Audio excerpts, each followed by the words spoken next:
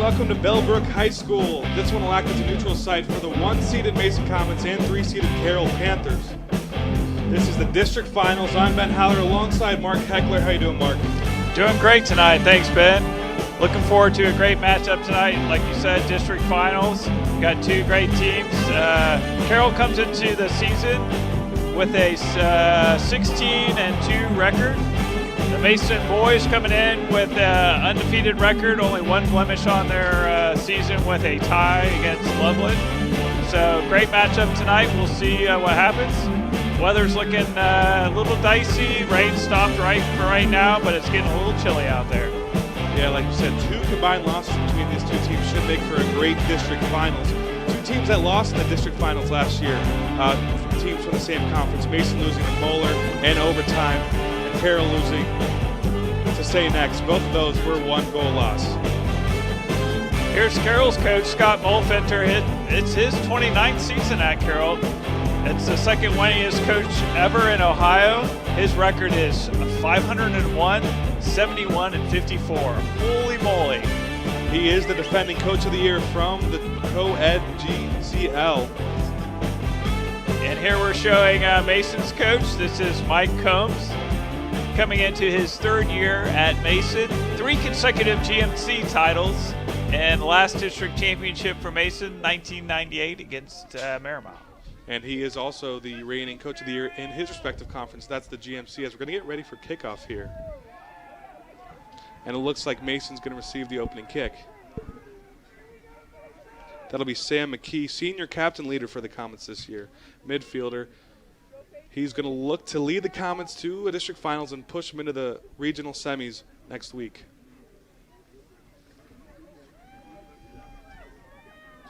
Both teams tonight coming in the game with a lot of goals scored.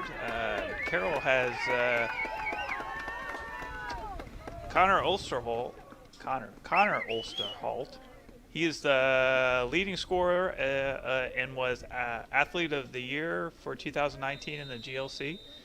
He's doing well. I saw he had 45 goals on the season. Yeah, that's 45 goals just in 18 games as Mason's going to receive the opening kick. McReynolds has it over on the right side. He's going to try to get it in McKee.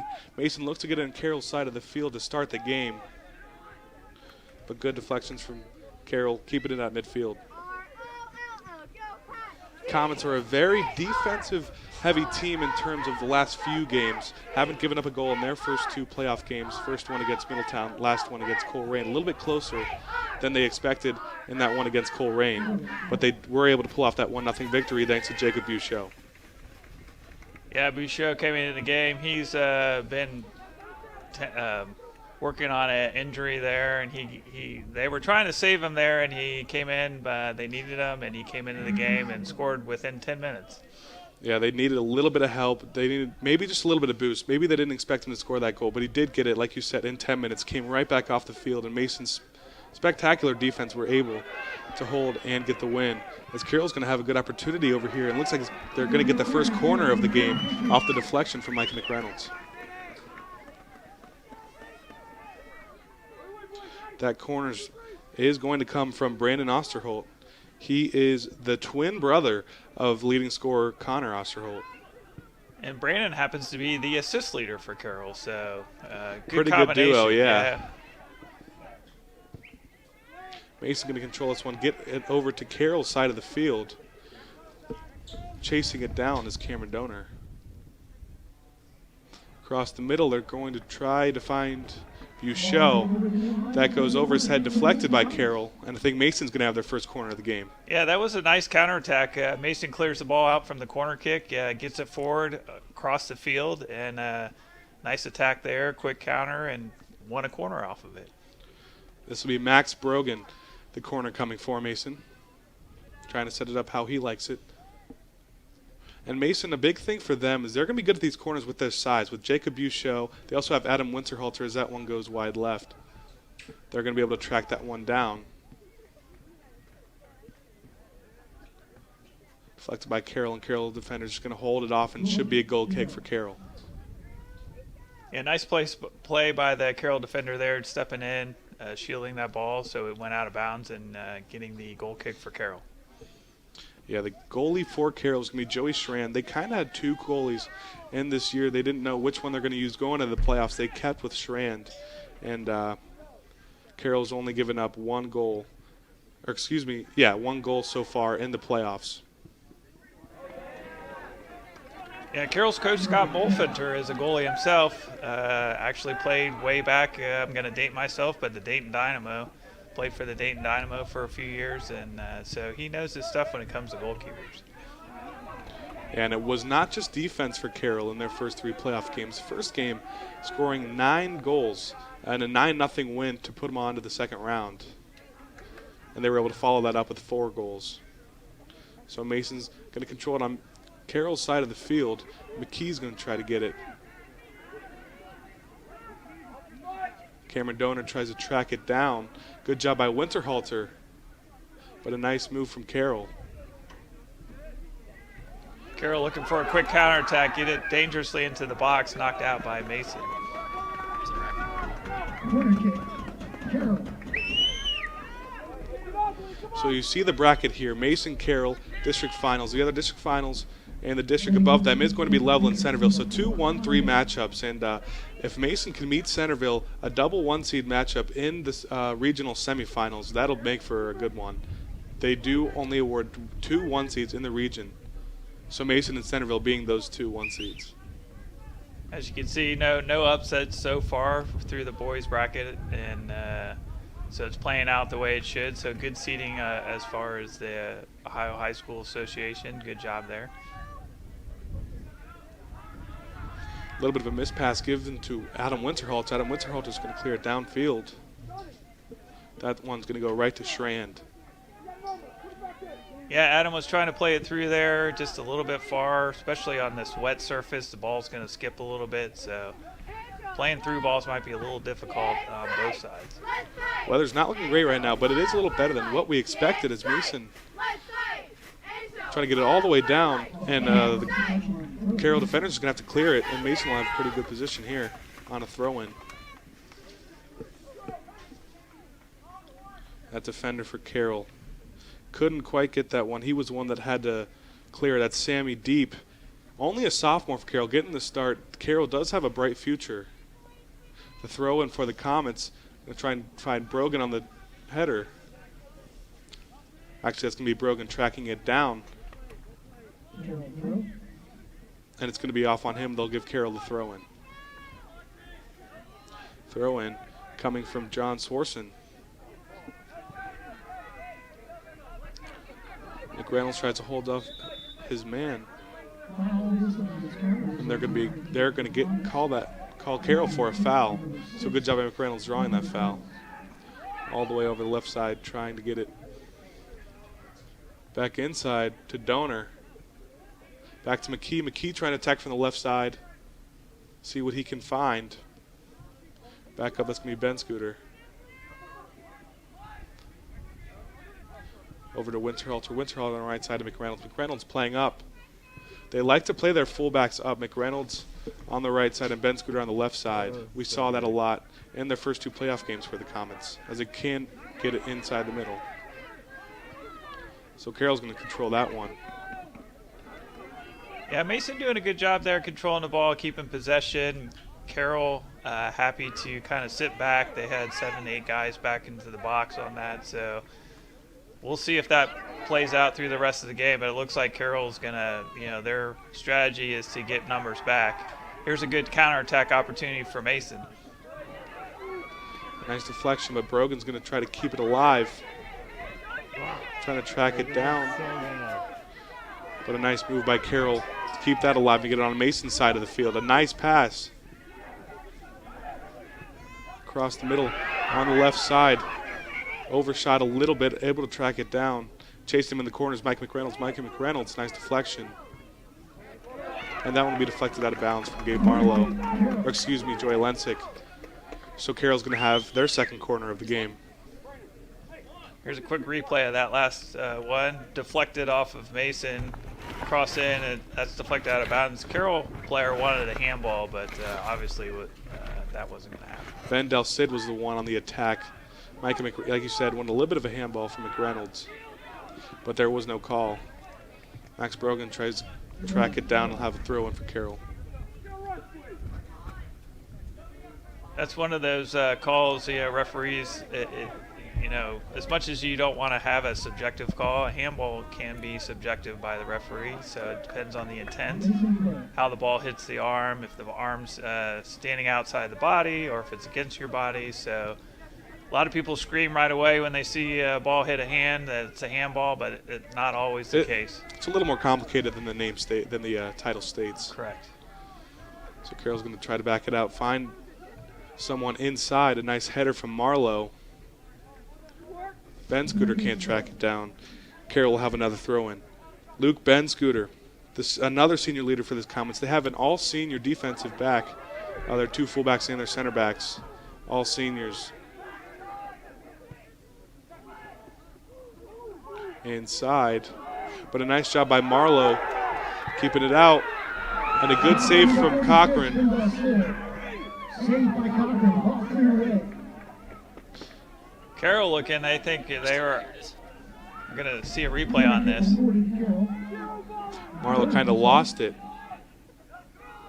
There's where I think that, people were looking for a foul, but the ball was well out of the play at that point. So I think a good decision by the referee not to call a penalty kick on that, but great save by the Mason keeper. Yeah, Cochran, nice save, but he did lose it a little bit. Luckily, there were no Carroll defenders there, and Marlowe was able to clear it. But Carroll will have another corner. This time, the corner's coming from Connor Bailey, the senior, coming off a first-team All-GCL selection last season as a junior. He's having a good season again. The header. That ball bounced dangerously down in the box, still in play, and now the Mason keeper picks it up. But Carroll, over the last couple of minutes now, putting pressure on Mason, had several opportunities, dangerous balls in the box. Lensick across the middle. Look at that chance. Going to get a quick replay of that last ball. Put in by Carroll. It was going to go out of bounds, but Mason was able to collect that and restart the game. Winterhalter over on the right side to Brogan. Brogan leaves it off for Buchot. Buchot, it's a good thing to see, good sign to see him playing. It looks fine. Doesn't look like he has too much of a limp coming off that sprained ankle 2 games ago. Like we said, played 10 minutes last game and scored the sole goal against Coleraine. Austin Erickson with the throw in. He's going to try to find Brogan, or Buchot's trying to get in there. Buchot loses it. Controls it over on the right side. Oh! That shot is good! Wow. Mason Comets on the board first. That goal was scored by number 11. Max Brogan. Brogan. The assist from Jacob Buchot, and this is the earliest the Comets have scored in the playoffs. Earliest in the game. It's only the 11th minute. Max Brogan, a great assist by Jacob Buchot. He lost track of the ball, couldn't find it finally with a nice pass to Brogan, and Brogan just finds the perfect sliver of room. And the Mason off to a 1-0 lead. We're going to take a look at that again. The ball was thrown in, kind of bouncing around. Carroll's being a little bit lackadaisical in their defense there. Bounces over, and Brogan just rips one, deflected off the defender and into the net. The keeper didn't really have a chance on that one. So good job by Mason to capitalize early on that set piece off the throw-in. As we see the rain starting to come down, so conditions going to get even worse. Looked at the radar just a minute ago, and it's going to be rain off and on all night long. So across the middle, there's a little bit of a trip from Erickson, and he'll get awarded the foul. He was pretty upset about that, but the referee right on top of that made the call. Made the correct call. That's the assist leader for the Patriots, Brandon Osterholt. So dangerous opportunity here for Carroll. Ball sitting right about the 20-yard line, if we were playing football, that is. About 30 yards out. Mason lining up inside the box, right about the 12. Ball put in hard, hits the wall. Connor Osterholt was one on that kick. And nice clear for the Comets to get it on their side of the field. That was a huge clear, and just Mason needed a reset. Good job putting that ball out. It gives them time to kind of catch their breath off after that restart penalty. A throw in for Carroll. Rain really starting to come down. Shaw tries to control it. McKee now over on the left side finds Donor. And a nice job deflecting that out of bounds, making Mason reset. And Austin Erickson will throw it in once again. We talk about these wet conditions, the rain starting to come down. You see Austin Erickson having to drag the ball off a little bit. Across the middle, the header from Carroll. And that one's going to go out of bounds once again. Yeah, this is for Mason, great weapon to be able to have somebody who can put it right into the box. That was a big thing for Coleraine last game. They had these long throw-ins, and that would look like they were the only chances Coleraine had to score.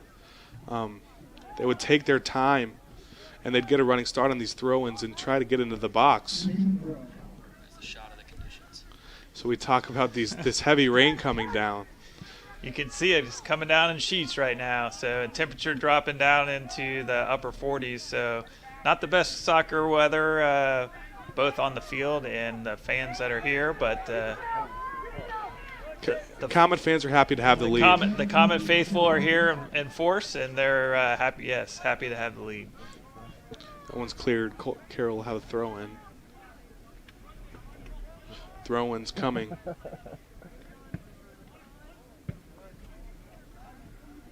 Back to the inside.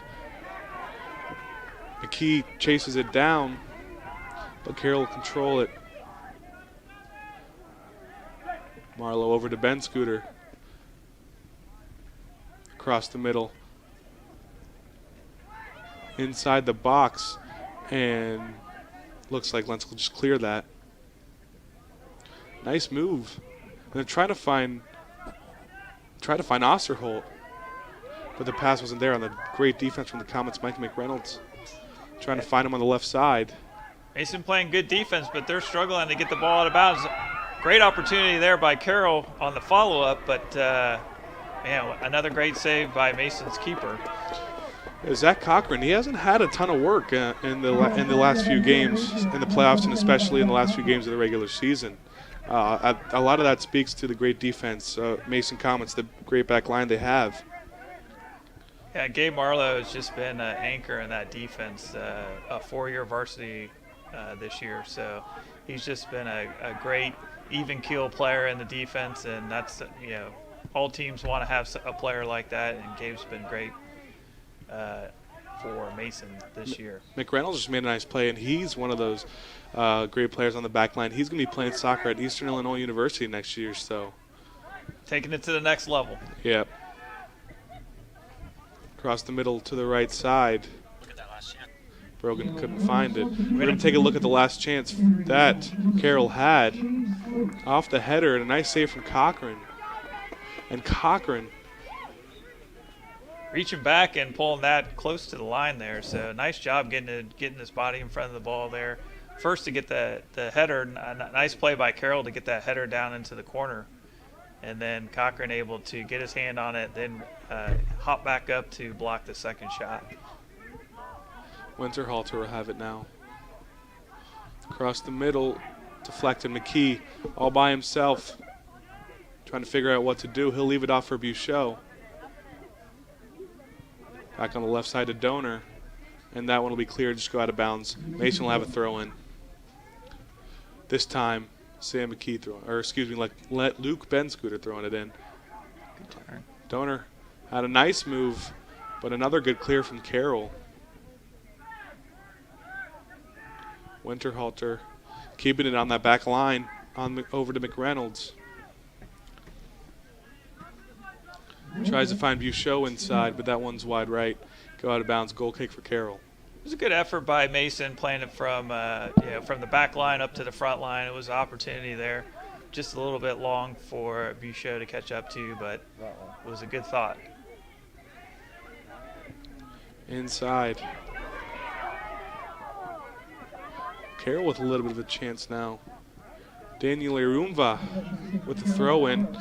He was one trying to make a few nice moves, but Micah McReynolds was able to stop it. He's going to leave the throw in for somebody else.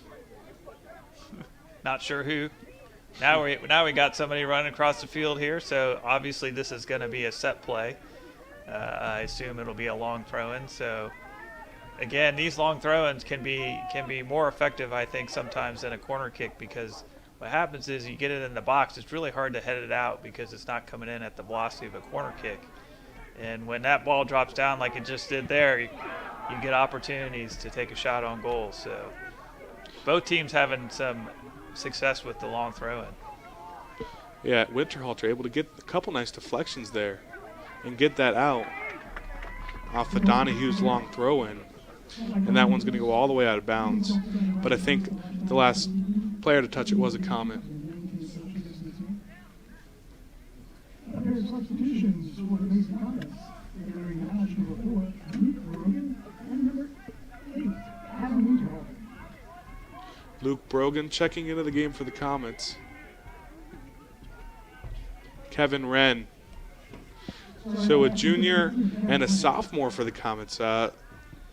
They do have all of their field starters today were seniors, but they do have that youth on the bench. And you see two of them here in Kevin Wren and Luke Brogan.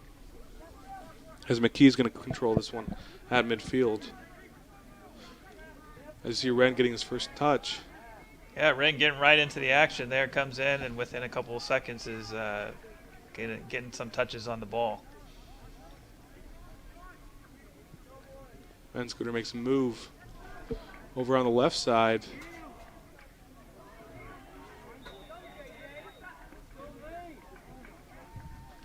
That's Luke Brogan, the sophomore. He came in and he's getting into it, but lost that one. A couple of defenders for Carroll closed in on him, and he couldn't find anyone to pass it to. But I think he'll be awarded. Yeah, so there was a foul there probably on the first challenge, and the referee was letting it play out, see how he did, playing the advantage, and did a good job once he saw that he didn't have an advantage to call the ball back and have a free kick. Joey Schran doing a good job coming out and get that one, make sure that one wasn't any danger, wasn't giving a Mason a two-goal lead.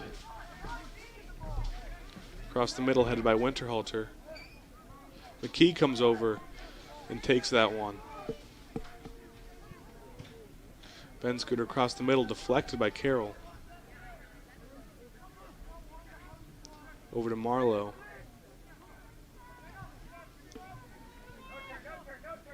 Inside, they find Buchot. Buchot, they give off to Erickson. Wren tries to find something, gets tripped up. And I think there's going to be no call. So that'll make for a Carroll throw-in.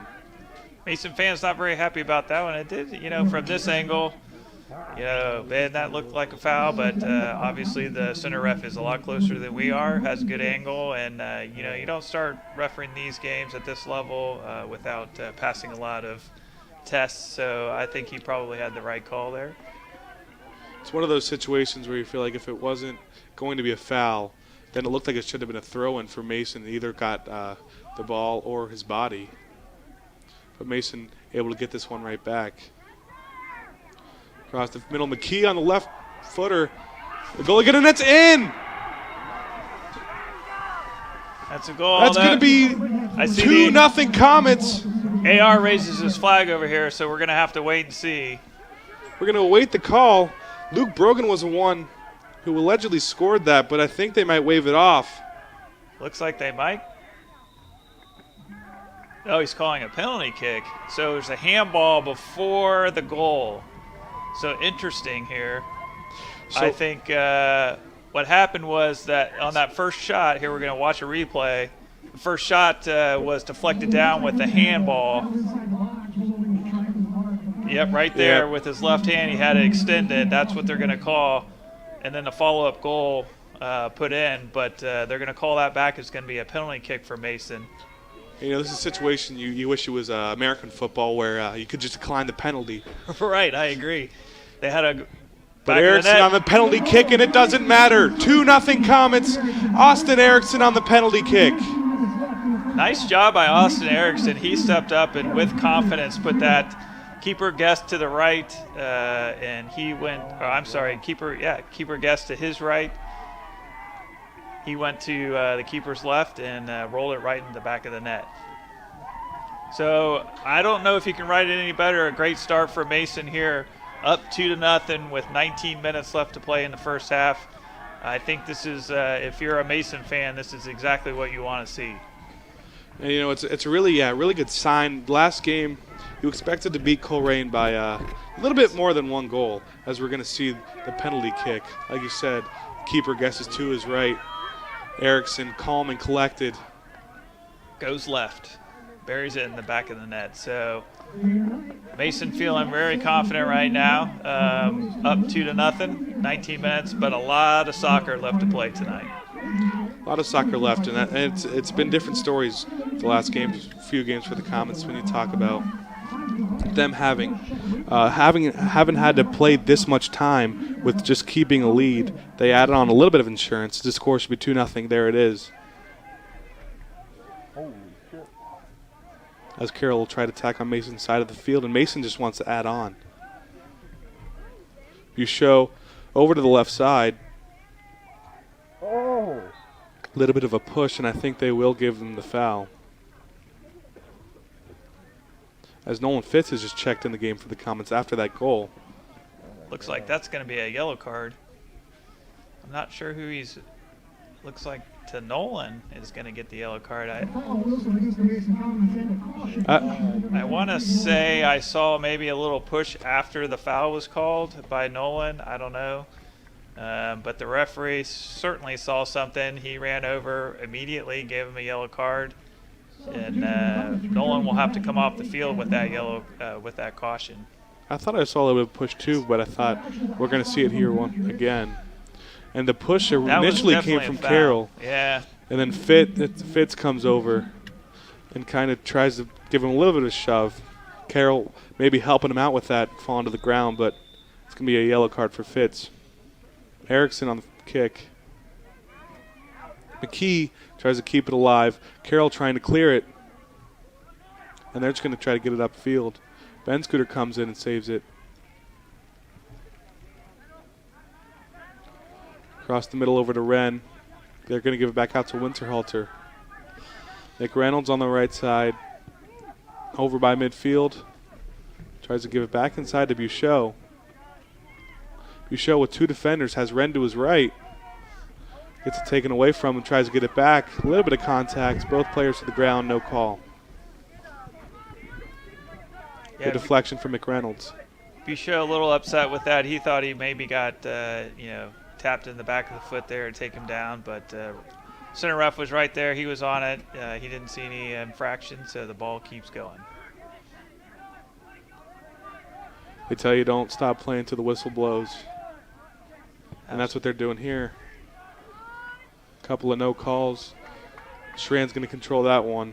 Yeah, the weather conditions are just continuing to digress. You can see on that last ball how it skipped off of the turf. So that's something these keepers are going to have to watch out for. The ball is definitely going to skip. Now, to the advantage of the people taking the shots, if offense, hit those low and have them skip off the turf, because it's a hard ball to judge. Yeah, really unpredictable. You can kind of see the puddles at the end of the field, kind of in front of the track when it goes downhill a little bit. And it's just pouring down here at Bellbrook. I don't know about you, Ben, but I'm glad I'm inside this box. Yeah, right couldn't be happy anywhere else right now. This is the best place to watch the game tonight. Yeah. That was a long ball put in by Carroll. That's going to be collected up easily by Mason. Maybe he thought there was going to be someone else there on the right side, but Cochran no one able to get that from Cochran. Yeah, so Carroll kind of struggling on the offensive side here, which I'm sure they're getting frustrated with, because looking through their box scores, they've scored a lot of goals in previous games. I saw a lot of 5-0, 6-0, 8-0 games. Maybe a test to the strength of schedule that they played. Not as familiar with the Dayton teams, but they definitely have their hands full, and they just can't seem to get it started on the offensive side. but they have been pretty solid on the defense. Yeah, I would say their strength schedule definitely wasn't as tough as Mason's was. Looks like their second biggest win was against Dakota West, who Mason handled pretty easily. They did go 16-2 though, and I can't discredit that. Really good record. Good diving play from Marlowe. Inside, the chance of Carroll. Tries to cut it back inside. Yeah. AR flag went up. He's going to be flagged offsides, which I think easy for me to say from way up here, but I think he had the right call. He was right on that line. So we're going to take a look at it here. You can see the AR at the top of the screen. He was right there. Put the flag up right away. I would say he was a good yard offsides. Kick from Marlowe. Over on Carroll's side. Luke Brogan's going to try to track that one down. McKee, a nice comeback from Carroll as a defender to get that from behind. As Carroll control it now. McKee trying to close in, nice pass.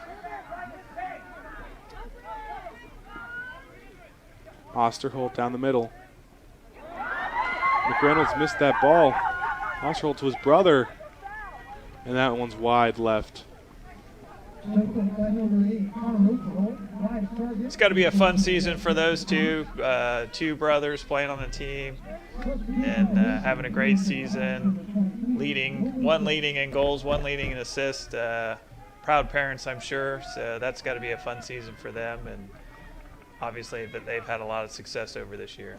Yeah, that twin maybe twin telepathy a little bit when you have that strong correlation, the leading assist, the assist leader and the scoring leader. Not even by a little bit. Yeah. By a landslide. So Carroll, happy to have both of those playing for their team. They did have a great season there, the 3 seed. But currently down 2-0 to the 1-seeded Mason Comets in the district finals. This will act sort of as the round of 32 in terms of the state tournament as a whole. Osterholt down the middle, a nice deflection from Marlowe, getting that outside. It's an important game in the whole tournament run, district finals, when you get to this level and you can say you do their best. Great shot there by Carroll. But a good save from Cochran, able to get in front of that. That was a good rip. We're going to see a replay of that. Nice cut back, rips it with the right foot, skips right in front of Cochran. Cochran able to knock it down. Daniel Arumva tried to find anything he could and was able to put a nice shot on it. But this one goes out of bounds. Carroll control it.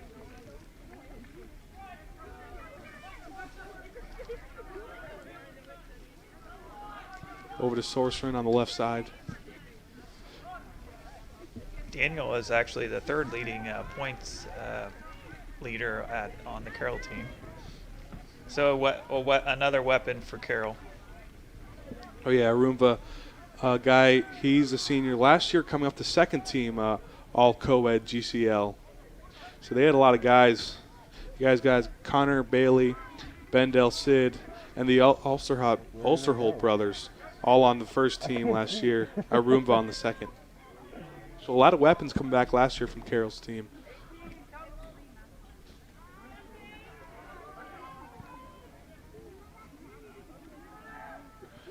McKee kind of tries to control that one. Just keep it alive. Over to Wren across the middle. Wren over to the left side. That'll be to Brogan. Brogan with a nice move. Give off to Wren. Mason has a nice opportunity here. And that one's going to be deflected out, but Mason will have a corner as Luke Brogan put a couple nice moves on. Yeah, that was nice patience by Mason on the offense there, not trying to push it in. Great little feed behind the defense. Wren trying to get it across, and Carroll did a good job getting back and knocking that out for a corner kick. Those moves were actually made by Nolan Fitz, who just recently came back on the field after that yellow card. Mason setting up for the corner kick here. It's going to be a little too strong. Over on the right side to Luke Brogan.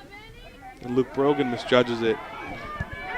Yeah, he looked like he wanted to take a one-touch and get past the defender, just not exactly where he wanted to go, and Carroll was able to take it out. Del Cid, nice, tried to make a behind-the-back pass, but Winterhalter had no trouble getting that one. That was great one-on-one defense by Winterhalter right at the 50-yard line. He just stayed in front of the man, was patient, and waited for him to make a mistake and got the ball.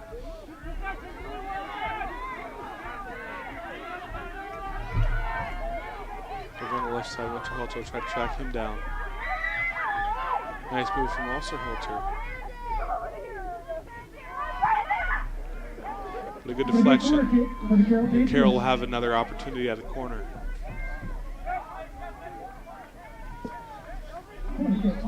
So Carroll's had their fair share of corner kicks, but Mason doing a really good job getting them out of the box. Yeah, Mason, again, being solid on the defense. Osterholt, creating that opportunity, taking on 2 and 3 Mason defenders. So he's looking to score, and he's done it all season. So that's a natural thing for him, and he created an opportunity out of nothing on that play.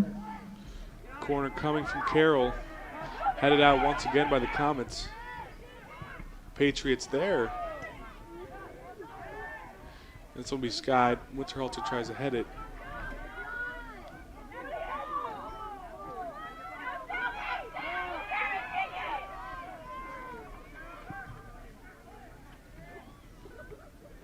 Looks like Mason may have an injured player on defense. I can't tell who that is. He's bending over, kind of limping. I think that might be Gabe Marlowe. Where's that? Gabe Marlowe, I think maybe Joey Lensick.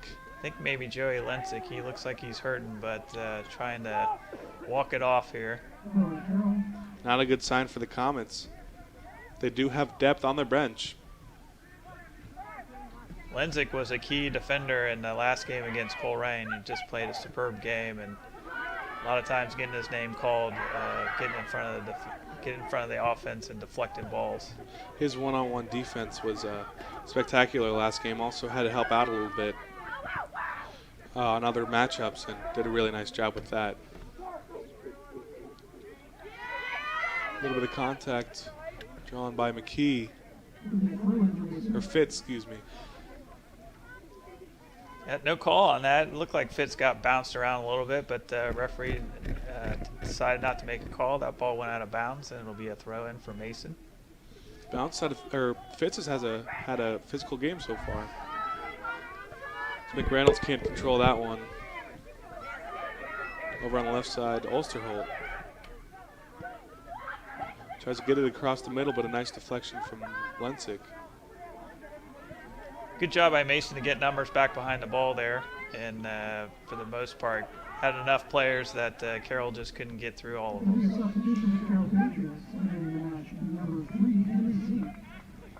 Coming in for Carroll is going to be number 3. That's Henry Zink. He's a senior. Getting his first minutes of the game. The throw, and Winterhalter trying to track it down. And that will be deflected right out of bounds. So after that second goal, Ben, Carroll's kind of settled down again, and both teams have had a couple opportunities, but it has definitely the intensity, I think, of the play has lessened a little bit for Mason. So I think they got to watch it here. We got 7 minutes left to play in the half. The last thing they want to do is let one squeak in before halftime. And that changes the whole composure of the game. So, yeah, we haven't seen as good attacks as we saw before they had scored that second goal. And like you said, their defenses seem to soften a little bit. That's kind of what happened to Carroll on that first goal when Mason scored. So you don't want them to return the favor, and you want to stay solid with only 6:30 left in the first half. Regroup at halftime, see what's going on.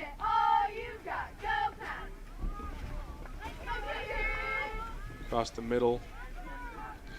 Wren tries to track it down, can't get it. Bailey has Osterholt on his left. Back to the right side, coming from behind. Tries to take it away is Luke Brogan. That was a good job by Carroll switching the fields and keeping control of the ball there. The header from Erickson will just be given over to Sorsen. Erickson tries to give it back over to Brogan. Mason just not being as patient as they were before, kind of just kicking the ball forward. Yeah, like you said, patience is the biggest thing, I feel like, for Mason. Carroll's going to have a decent attack here. Defense from Winterhalter. Over on the right side, Ulsterholt. Nice move. He'll give it off to Bailey. Bailey on the shot. That one goes right to Cochran. Dangerous opportunity there by Carroll. That was Ulsterholt creating the opportunity there with a nice little inside-out move. Dishes it off, and great shot there, low to the ground. Dangerous ball, could be deflected, and especially with the turf being wet.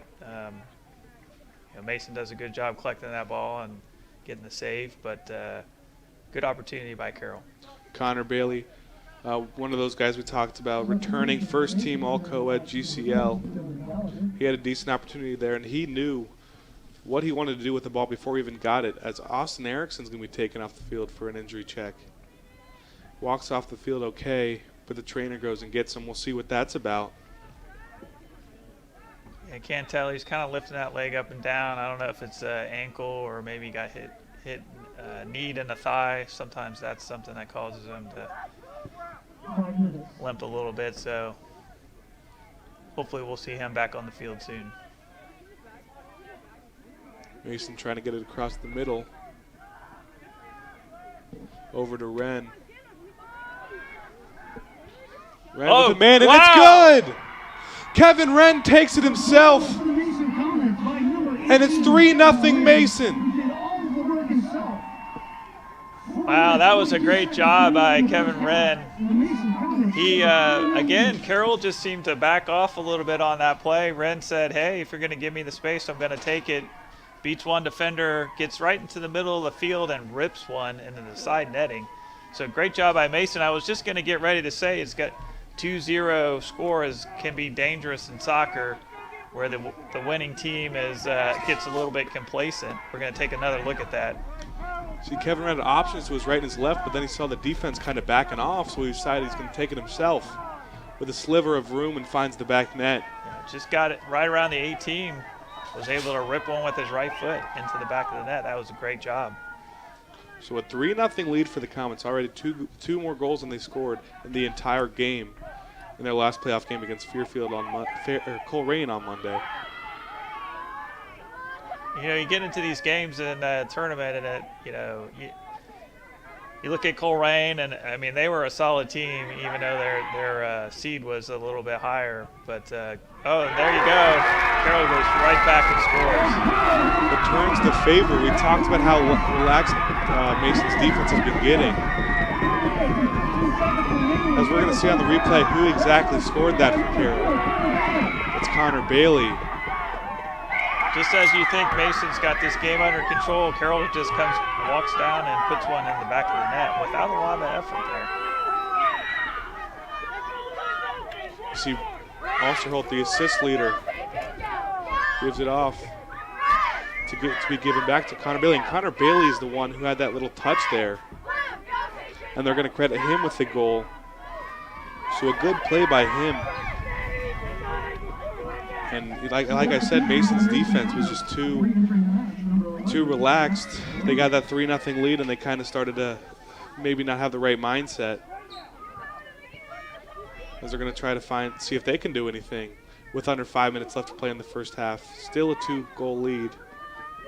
So that goal gives Carroll a little bit of life coming in, and that's going to be a card, I believe. Late tackle by the Carroll player. That's gonna draw a yellow card. So there's a Comet down. Not sure who it is. But like you said, just coming in way too late. Yeah. So the Carroll goal scorer, Connor Bailey, maybe getting the adrenaline going from that goal, and just tried to do a little bit too much there and got in late on the tackle. So the bracket. So we take a look at the bracket once again. Loveland and Centerville will get the winner of this one. Carroll Mason just before halftime, 3-1 Comet lead. Mason beating a little bit of a from the seeding. It looks like Carroll had a tougher game in the last round, but I think Colerain's a little underrated for their seeding. They do have the GMC leader in saves, a really good goalie over there, and Will Schutte. Yeah, Schutte was phenomenal in that game, and he came up with a dozen or so saves that were spectacular and kept him in that game all through the night. So he was definitely the lifeblood of the Colerain team. So the kick from Ben Scooter over on the left side, trying to get it inside. That one goes wide left. Rain continues to come down pretty hard here, so conditions still miserable at best. I mean, you talked, and it's funny how you were just before Mason scored their third goal. You talked about how 2-goal leads are dangerous in soccer, but Carroll, I think they heard you and took your advice. Felt like they needed to get one of their own. Well, I think Mason, they got the 3-goal lead, and they're like, okay, we got this under control, and they kind of took it off the gas there, and a little bit lackadaisical on defense. And Carroll, a good team that they are, they saw it and took advantage of it and put one in the net. So it gave them a little bit of life here before halftime, and got one right back. So that third goal that we thought would put them away, pretty much erased within a couple of minutes. The throw in for Carroll coming from Ryan Donahue. Across the middle.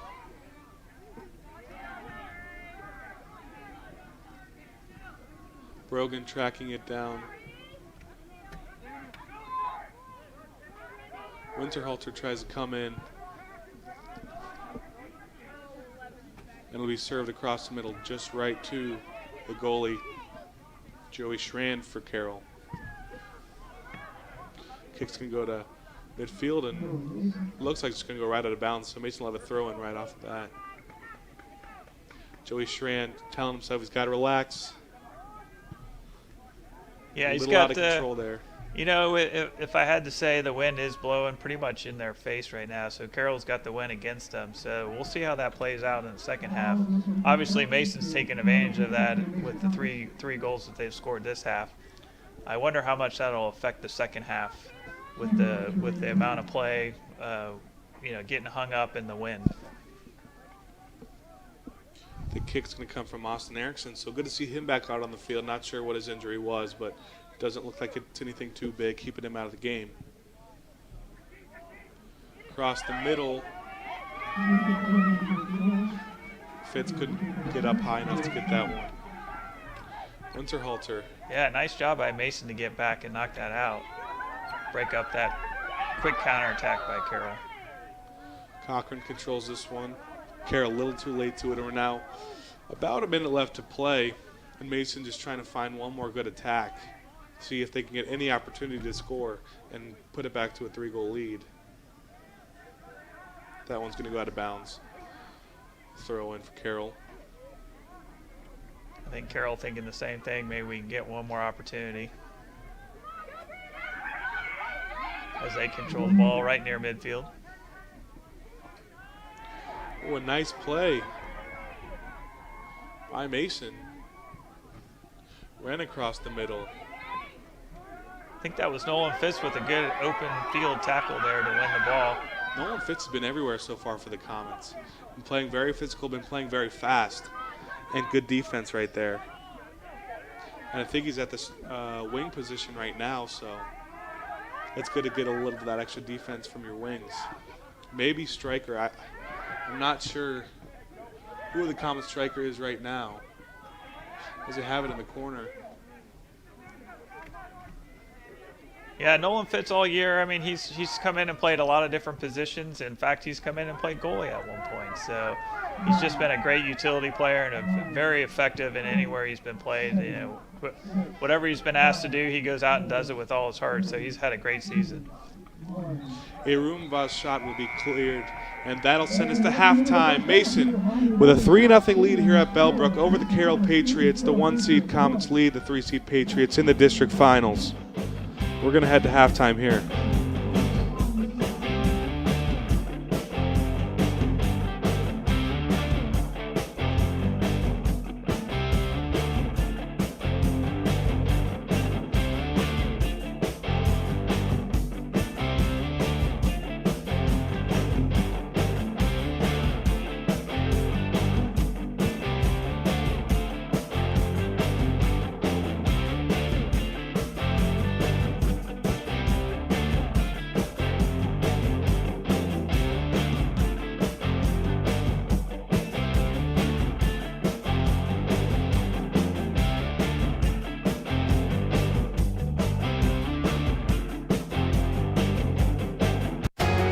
On air or online, this is media for your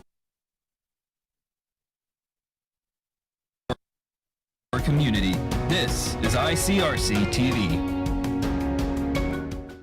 The year was 1907. The Cubs won the World Series and the Ford Model R hit the assembly line. While here in Ohio, school administrators came together to form the Ohio High School Athletic Association. One thing that hasn't changed since 1907 is the dedication of the OHSAA to education-based athletics in Ohio. School sports teach responsibility, sportsmanship, and life lessons that stay with students long after their playing days are over. The OHSAA seeks to prepare students not for the next level of sport, but for the next level of life.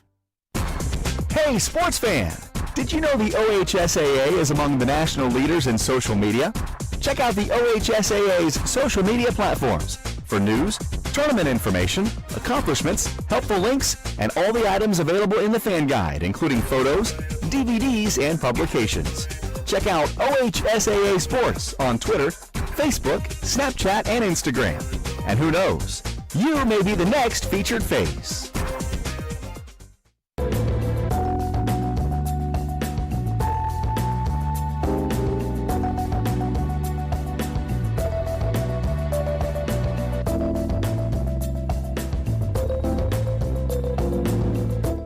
It's a beautiful day out here. Sunny today with light breezes, giving way to clouds in the afternoon. We could see some light precipitation to moderate precipitation later on, followed by powerful storm-like conditions. 90 miles per hour winds are expected. Authorities are asking everyone, stay indoors. Come on, that's it. Let's go.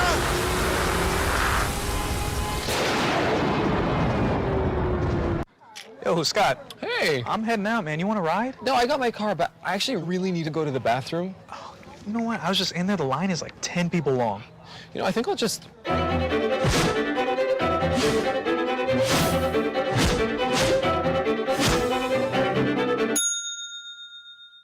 Dude, are you okay? You wouldn't believe what I was just thinking. I am definitely buzzed. Yeah. I think I will take this, and I will take that ride home. Smart man. Did you see how that dog was looking at me? 100 years ago, the League of Women Voters was founded by suffragists who believed in the power of women to create a more perfect democracy.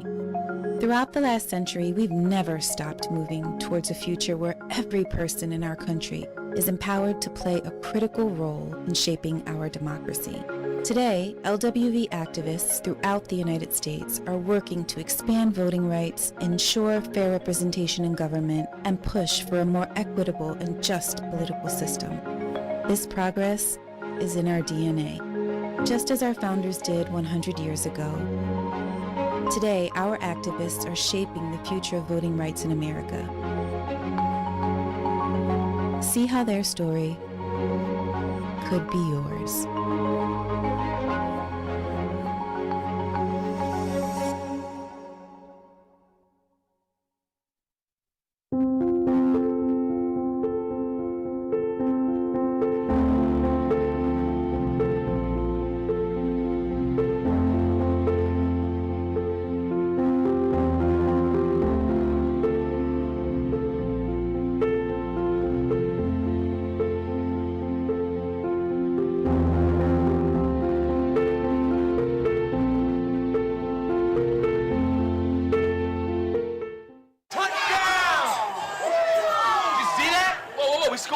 finally scored. We're going to the playoffs. I can't believe I missed that. Every time I'm buzzed, I spend too much time on my phone. I should take your phone away. No. I'll call for a ride. Wait, why does my face look like that?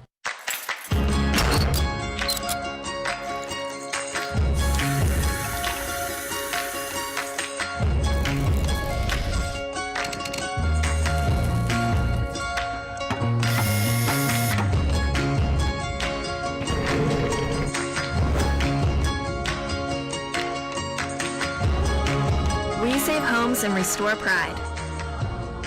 We are people working cooperatively.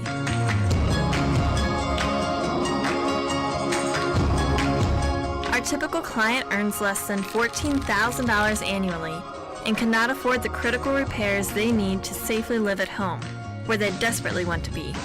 Our services truly change lives, one repair at a time. Our professionally trained staff, along with 25,000 volunteer hours annually, has provided more than 280,000 services for low-income, elderly, and disabled homeowners in our communities. Every service makes an impact. Homes we service have an increased sales price of 10%, and even the value of surrounding homes increase upwards of 3%. Our energy conservation services save clients an average of $300 a year. These total savings from all customers equals over $200,000 in outstanding energy bills paid. With safer living environments, almost 50% of our clients reported improved health, and many are seeking medical attention less frequently.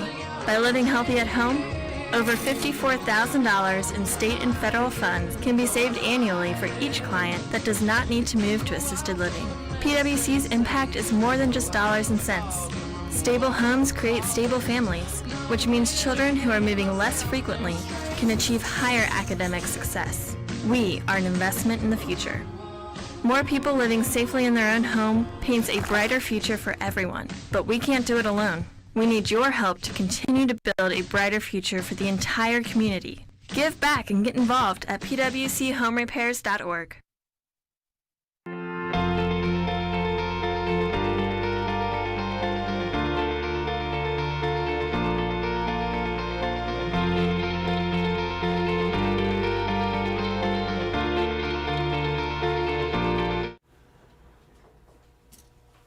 Get it.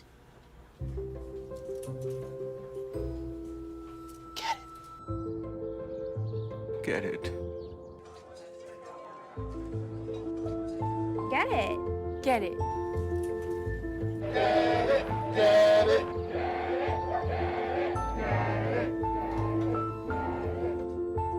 Is she gonna get it, Daddy?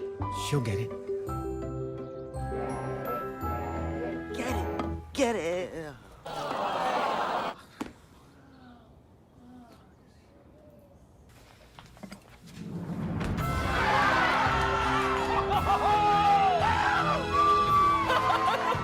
When you bring home a Goodwill find, you give your whole town a reason to celebrate because you're also funding local job training and placement programs in tech, healthcare, and more. Goodwill. Bring good home.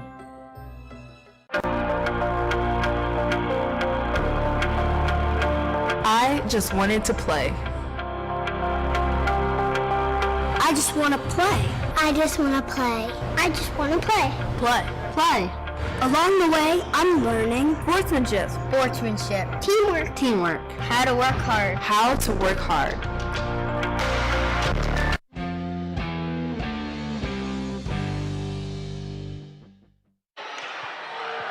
Maddie Bear with a three-pointer, and we're going to a third overtime. Simmons for three, and he's on fire tonight. Oh, my God. Three-point attempt, and it is good. A half-court heave. He gets it to go. Up to Del Bello. She hits the three. ICRC TV Sports, just about ready to get the season underway.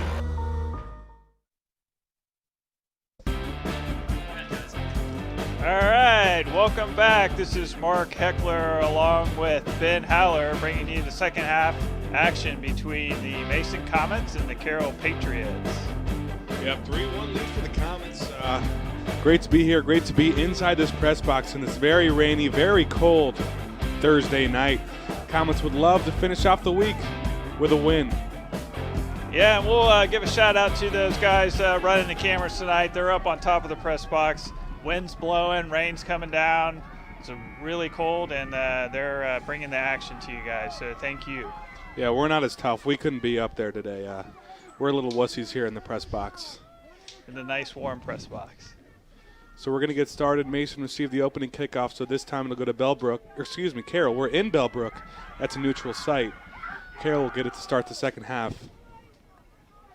Before this half starts, I just want to let you know the first Mason basketball game will be live streamed on ICRC against Lakota West Friday, December 4th.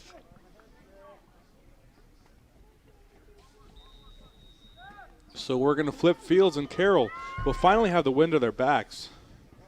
Instead of playing against the wind, like all they did in the first half. That could affect a little bit of the game. We've seen how much the weather has affected the game so far, how unpredictable the balls have been. Yeah, that ball, especially on the turf, it just when he plays it hard and low, it skips off that turf. So it's something they got to pay attention to and be ready for. But, when you get to this level in high school and in club, they've played in many of these games, cold weather, warm weather, wet, snowing. So these players know what they're doing out there. Mick Reynolds, smart play to just let that one go out of bounds. It'll give Mason the goal kick. So Mason taking control in the first half, going up 3-0, but Carroll able to get one back and get within striking distance. So back to that 2-goal lead, which can be very dangerous in soccer, where you feel like you're in control. This first 10 minutes is going to be real important for Mason to establish their dominance in the game and maybe even try to get another one in to really put Carroll on their heels. Yeah, they have a decent opportunity now. McKee across the middle. Couldn't find anybody to his left, but he's going to control a little bit of contact. No call. Gives it off to Brogan, but a nice deflection, and Arumva's going to try to track that down. Brogan keeps it in bounds. Out of bounds for a throw-in for Mason. Yeah, that was actually Cameron Donor there on the left side. Doing a good job for the Comets, but couldn't capitalize on any of his opportunities. Austin Erickson at the throw-in. Over on the left side to Buchot. Buchot, that one's going to go out of bounds. He's saying he got pushed. That's going to be awarded a corner kick, so good job by Buchot to win that corner kick, trying to get it around the end line there.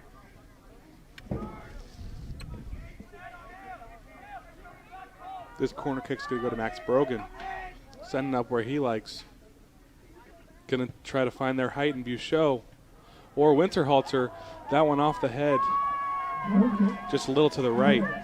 No good. That one from Marlowe. Another guy with some really good height for the Comets. He's going to head back to his normal center back position. The goal kick from Strand. Carroll can try to see what they can do, see if they can get a decent attack now. Foster Holt getting held off by McKee. Over on the right side to Brogan. And I hear out of my left ear here, cheerleaders. It's something you don't see all that often in high school soccer, but Carroll brought some cheerleaders to tonight's game, giving a little extra support. And hats off to the cheerleaders, because it's definitely not warm out there, and they're staying on the sideline, cheering as loud as they can, trying to get the Carroll crowd into the game. Yeah, like you said, it's not fun out there right now. As Carroll going to try to make it a little more fun for them if they can bring it back to only a 1-goal lead from the Comets. Yeah, Ben, if Carroll does able to sneak one in here early, the nature of the game changes, the momentum changes, and then it becomes a really long second half. So, again, Mason's got to be careful and do their due diligence to keep Carroll out of the back of the net.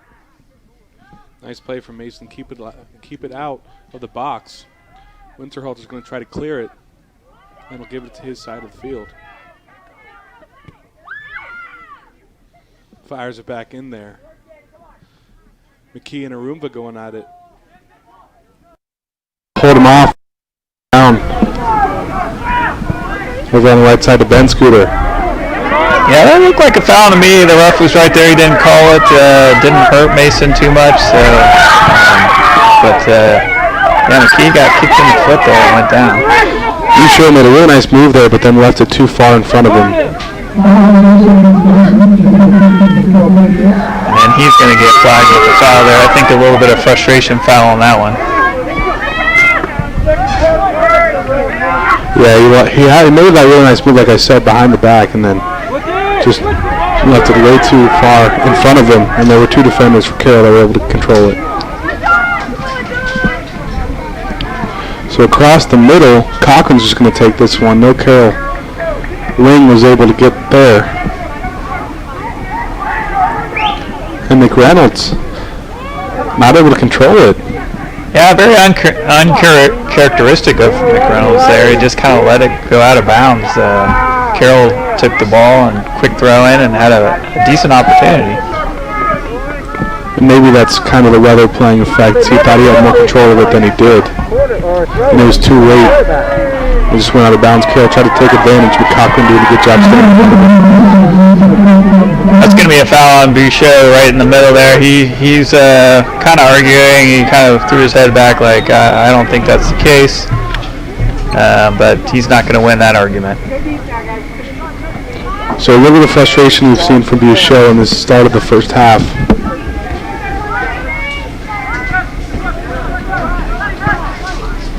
Carroll's going to control out of midfield, see if they can get anything in the middle.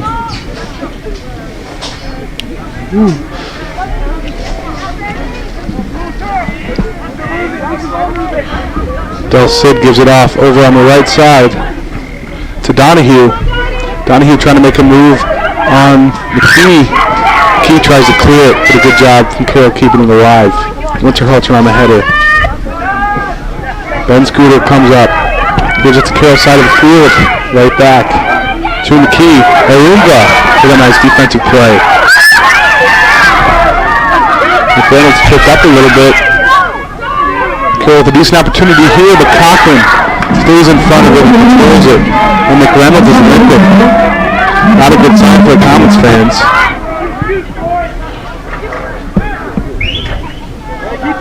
Looks like he's able to clear it out there, and great opportunity there by Carroll. Mason kind of caught flat-footed on that, and they were kind of lucky that that ball was shot right at Cochran, and he was able to save it. So McKee, one-on-one defense here on Osterholt.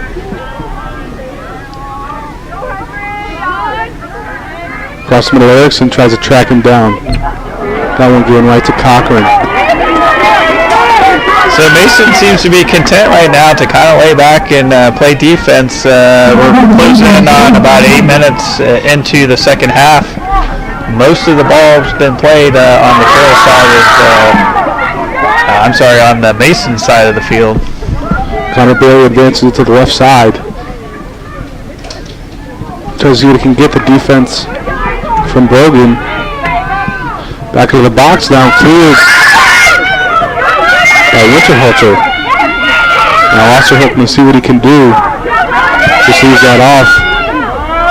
Winterhalter has it again. McKee controlling it now. Tries to get Boucher to come up and get it. He won't get there. This one will go right out of bounds. I think off Bellbrook, or Carroll, excuse me, keeps throwing me off that we're at Bellbrook, but Mason's going to get a goal kickoff. Carroll. Yeah, so Carroll getting some good opportunities here early in the second half. Mason being fairly content, just kind of having a lot of players back in the box. That might be a long game, long second half if they continue to play that way. So we'll hopefully they can try to get some passes, to string some passes together here and get some offense. Boucher fighting for it. Kenny Jones going to come get it, but they will be caught going dead.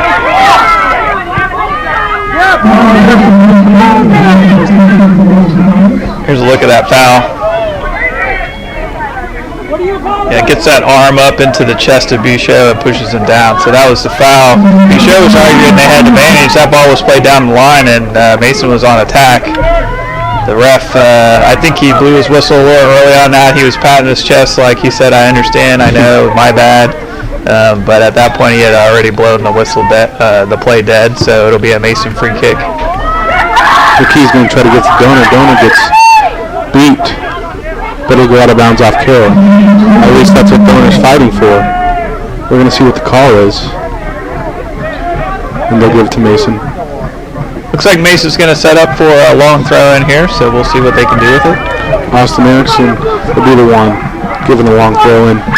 See if they can find the height in the box. That one's Donor off his head. It'll go Carroll's way. Another good opportunity there by Mason. That ball thrown nicely into the box. Just couldn't get a solid header to it and rolled harmlessly out of bounds for a goal kick. Winterhalter missed that. Looks like he tried to get up, come up, keep it on Carroll's side. But Brogan will have it now. He'll have Buchot in front of him, trying to keep it from going out of bounds. But he's unsuccessful, and it'll be a throw-in for Carroll. Yeah, that ball played just a little bit behind Buchot, and he wasn't able to control it. So Osterholt now. Off the header. McKee trying to get it.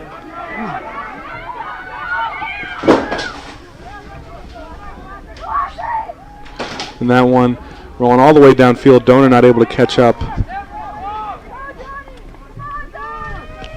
Another throw in for Carroll. Mason doing a good job in the last few minutes keeping the field. Something they weren't able to do in the first few minutes of the second half. Yep, they're finding a little bit of continuity, connecting some passes in the midfield and able to get it forward, but no real threats yet. And here we go with a Carroll counterattack. Arumva going to try to find someone upfield. A nice move made. That one by Del Seed. But Mason will boot it all the way downfield. Osterholt come and get it. We'll leave it off for Sorsen on the left side, but Sorsen can't catch up. Mason throw in.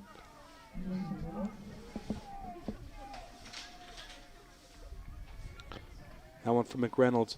McKee leaves it off. Back to McKee. A little bit of two-man game there. Donor across the middle. Donor just too far in front of him, but he gets it back. And he has Buchot. Buchot stops it. Another pass over to Brogan. Brogan with three defenders on him, and it's just wide right and a little high. So a good opportunity for the Comets. Going to take a look at that opportunity there. Maybe. Looks like our monitor's frozen. Not sure if you guys are seeing it there. Here it comes. Nope, that's live action. But yeah, like you said, a great opportunity there by Mason. Good patience by Buchot to pull that back and put it across the middle. I think, just couldn't get his foot right on it to bury it in the back of the net, but good opportunity there by Mason. Yeah, Donor lost it a little bit. Then he got it back. The hustle play by Donor is what made it for the Comets. What made that opportunity, but unable to capitalize Buchot or Brogan. Yeah, you talk to him after the game, he'll probably say, I meant to do that, right? Yeah. Mason will have a kick. It'll be Mike McReynolds.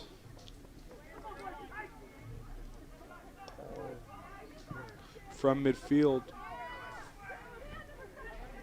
Will be headed by Carroll. Sam McKee's going to try to control it. Give it off to Erickson.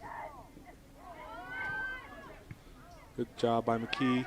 Keeping it in front of him, but Arumva's going to come away with it. Winterhalter steps in front of that one. Yeah, that was great positioning by Winterhalter, being in the right place at the right time, cutting that pass off. Brogan fires one all the way to the left. But Strand able to get in front of that one, and Carroll's going to try to counter. Bailey not able to come up with that. Over on the right side to Arumva. Back up the middle. Mason doing a good job getting numbers back. They've got 4 or 5 in the box here. The shot from Arumva right off the hands of Cochran and into his arms. Now Mason will try to hurry it up. Mason looked for a quick counterattack. They don't have numbers, so we'll see what they do. Carroll does a good job getting all their players back. It's 50-50 right at midfield. Both players go down. Ben Scooter tries to dive in front of that one and give it to another Comet. And this one will be skied, controlled by Carroll.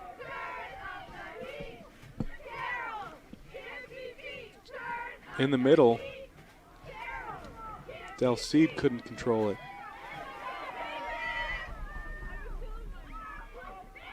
He'll try, but Winterhalter making a nice move to get it to McKee. And over on the left side, that's Erickson. Bouchot trying to track it down off the feet of Bouchot. It'll go Carroll's way. Yeah, good hustle by Bouchot getting over there, getting in front of that ball. He knew he wasn't going to get to it, but he did a good job of stopping it from going forward. Field kind of opening up here for both teams. A little bit more spread out. I think Mason wants to add those insurance goals.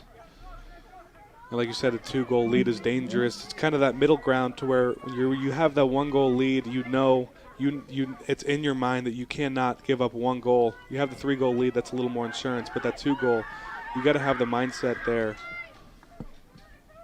It's easy to fall in that trap that you think the game's under control, and but as soon as that goal, if they can score that goal and come within 1, the momentum really changes, and then it's a battle to the end. Carroll will control it up top. McKee try to run up and get that one. Over to Donahue. Donahue try to attack. Find someone that's a goal in the corner, and that's over the head of Cochran.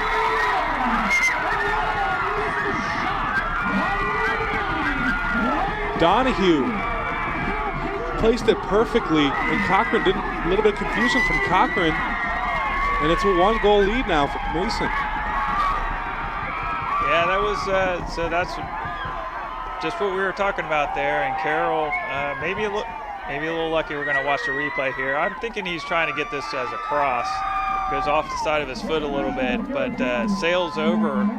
Cochran was out looking for the cross, and it sailed over his head. So maybe a little luck by Carroll on that shot, but nonetheless, it's a goal. So it's 3-2 now, and we got a new ball game. Yeah, and maybe I jinxed a little bit. I guess I wasn't grateful enough of a 2-goal lead. Mason will try to respond. Bouchot across the middle makes a nice move. Carroll's doing a good job getting numbers back.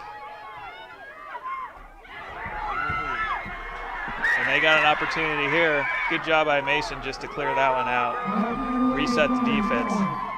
Gabe Marlowe with a good hustle there, the 4-year varsity player. Carroll with some new energy, new life. Over on the right side, Ulsterholt. Another nice play from Marlowe. Irumva trying to hold Donor off, and Irumva wants that ball to go to Carroll. And he will get that call. So we're going to look at that goal again. Donahue, yeah, like you said, just looking for that cross, and Cochran, that's what he was thinking too. But it just sailed over Cochran's head. Looked like it had a little bit of spin on that. It actually curved back away from Cochran on that. They want to push from Bouchot. And I don't think they're going to actually call anything. He's going to give him a warning.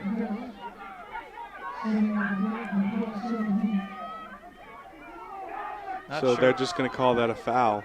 I think Carroll wants a card, but yeah, I think so. And ref was right there. He gave him a talking to, but he didn't think it would deserve the card. And Carroll will have a restart here, just on Mason's side of the 50-yard line.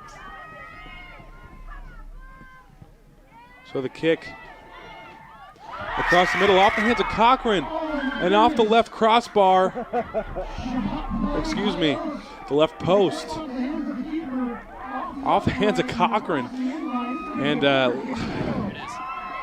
going to take a look at it again. He went up for it. He had it in his hands. I think, again, we were talking about the conditions all night. Ball slippery. It slipped through his hands. Mason lucky that the post was there to save it. We've seen that many times off the hands of Cochran. And Carroll's going to put it in. And it's a tie game. Irumva's going to be awarded with the goal. Sorensen acting like he got it, or maybe just happy for the team. as quickly within the last 4 minutes. Carroll went from down 3-1 to a 3-3 tie. So the tale of two halves here. Mason going up 3-0 in the first half. Carroll getting one back with about 4 minutes to play in the first half, then coming out strong in the second half, putting two in the back of the net. Here's the replay of that last goal off the corner kick. Headed down. Off the head of Osterholt. And then Arumba was able to capitalize and see where Cochran wasn't. Yeah, Arumba just hustle play there. He missed it the first time, went back and got it the second time, put it in the back of the net. Sharan's going to come and control that one. And it's still a tie game, but how damaging is this to Mason's confidence and to their momentum? Yeah, this will be a test of Mason's. This is a little gut check here. So, you know, they're obviously not out of the game. There's plenty of time left to play in this game. 3-3 now, but Mason's got to definitely step it up. They know for sure they can get the ball in the net. They did it 3 times in the first half. Just got to find that rhythm again. Like you said, I think a big thing, a lot of high school sports, especially soccer, is going to be momentum. As there's a stoppage of play, Sam McKee going to tie his shoes. And Ben Scooter leading his team, telling them to calm down. Obviously still in this game, only tied. But the momentum has shifted heavily to the side of the Patriots.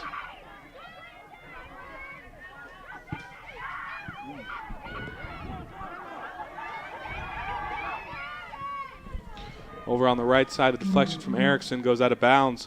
Osterholt throws it in.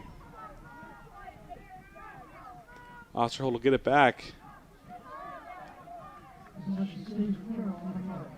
Possession will stay with Carroll. Donahue will throw it in. Sees an opportunity. But Winterhalter jumps in front of that one. And Cochran able to corral it.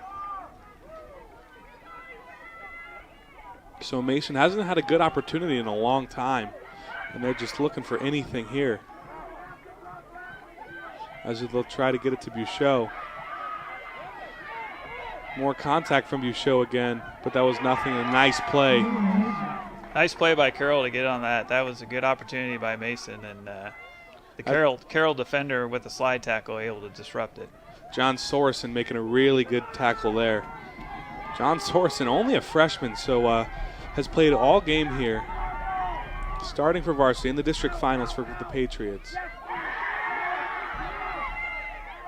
As we're tied 3-3 here, 19:32 left in the second half. That's left in the game. On pace for overtime. Mason just got to be patient here. They know they can get the ball, put the ball in the net. They just got to work it through. You know, with it coming back, Carroll's obviously got the adrenaline going. Mason maybe get a little tighter.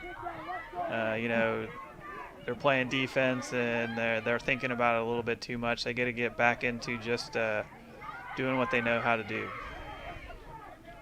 Erickson will leave it up to Fitz.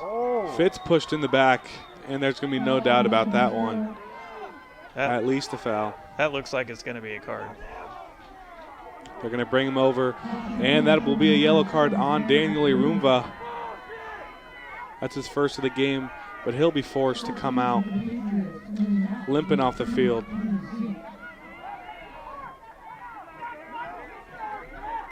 Austin Erickson will have the kick. Yeah, pretty much any time in high school soccer, if you're taking somebody down from behind, you're going to earn that yellow card. Yeah, I think Carroll would argue Buchot had that a little bit in the previous possession, or excuse me, a few possessions ago. But referee saw something different. As we're going to wait for both sides to get set up, Erickson now across the header.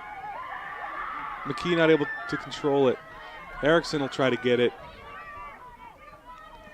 He'll kick it back to his fullback, McReynolds, to the other fullback, Ben Scooter, across the field. Kevin Wren trying to find anything. Finds Buchot across the middle. No one's able to come up with that one. Back out to Winterhalter. Again, Carroll doing a good job getting numbers back. They got their whole team except one guy behind the ball. So good job by Carroll, keeping good shape on defense and keeping Mason out of the box. Mason hasn't had great opportunities in a while. And we have 18 minutes left to play in regulation. 3-3 tie game. Over on the left side, nice deflection for McReynolds. And Donahue will throw it in.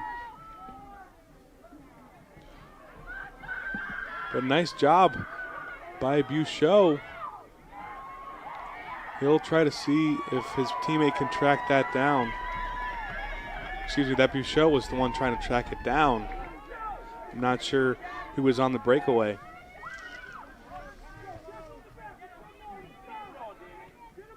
It was Luke Brogan. Luke Brogan coming into the game.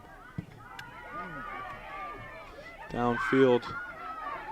McReynolds tracks it down.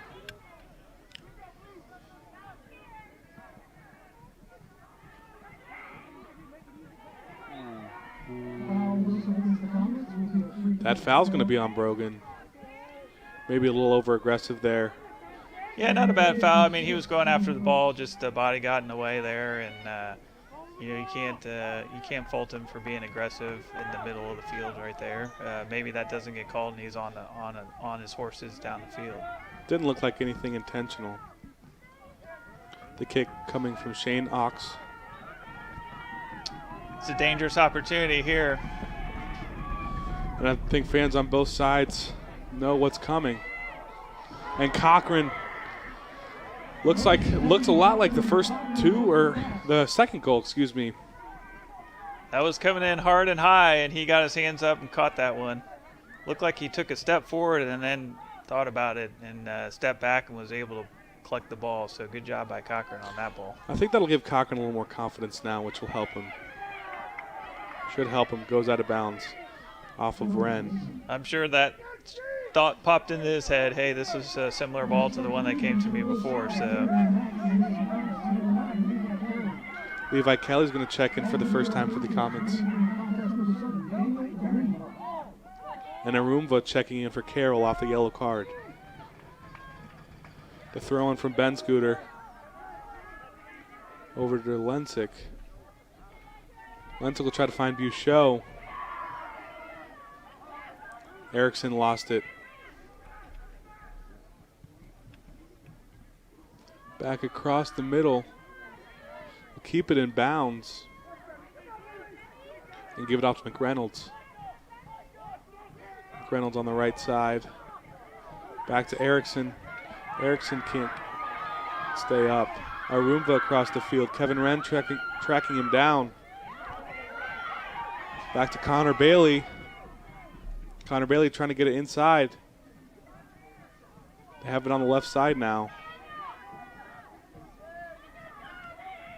They'll see to give it right to Cochran. So a little bit of a sigh of relief there from Mason. You saw a decent opportunity brewing from Carroll. Yeah, Carroll did a nice job bringing that, building it out of the back, bringing it forward, and keeping possession of the ball. And Mason was definitely chasing him a little bit.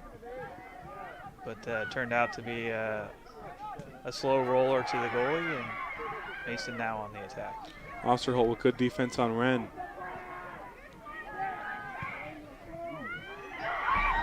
That pass with an opportunity coming from Osterholt. Tries to make a move. Cochran off his hands and able to control it. Osterholt just amazing. I mean, he's so quick off the ball and able to make that move and get a shot off. He is definitely a weapon for Carroll. That's Connor Osterholt. He is the leading scorer. His brother Brandon, the assist leader.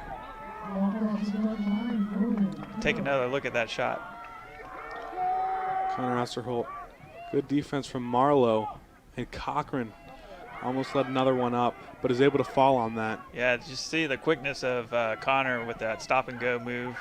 Got it to his right foot, shot it in. Great save by Cochran. Winterhalter loses it. Erickson will try to track it down.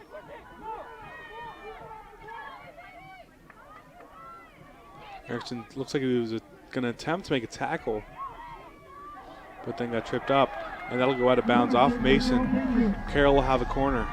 Yeah, Carroll doing a good job winning the ball near midfield and doing quick counterattacks on Mason. Mason kind of being caught a little flat-footed.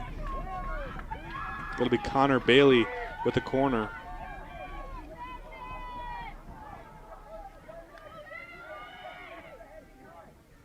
This will be a dangerous opportunity here for Carroll. Mason's done well and other corner kicks to get it out. A kick off the foot on the right side. Osterholt. Osterholt sent it to the other side of the field. Maybe a deflection from the Comets. This could be a good counterattack opportunity for Mason. Across the middle, we'll see who they have. Buchot. Buchot's shot is just up. Just over the crossbar. Carroll defenders looking for an offsides, but I don't think it was. Carroll keeper coming out. Buchot saw the opportunity to hit it over his head, and it was just wide. So Joey Schrand with the goal kick.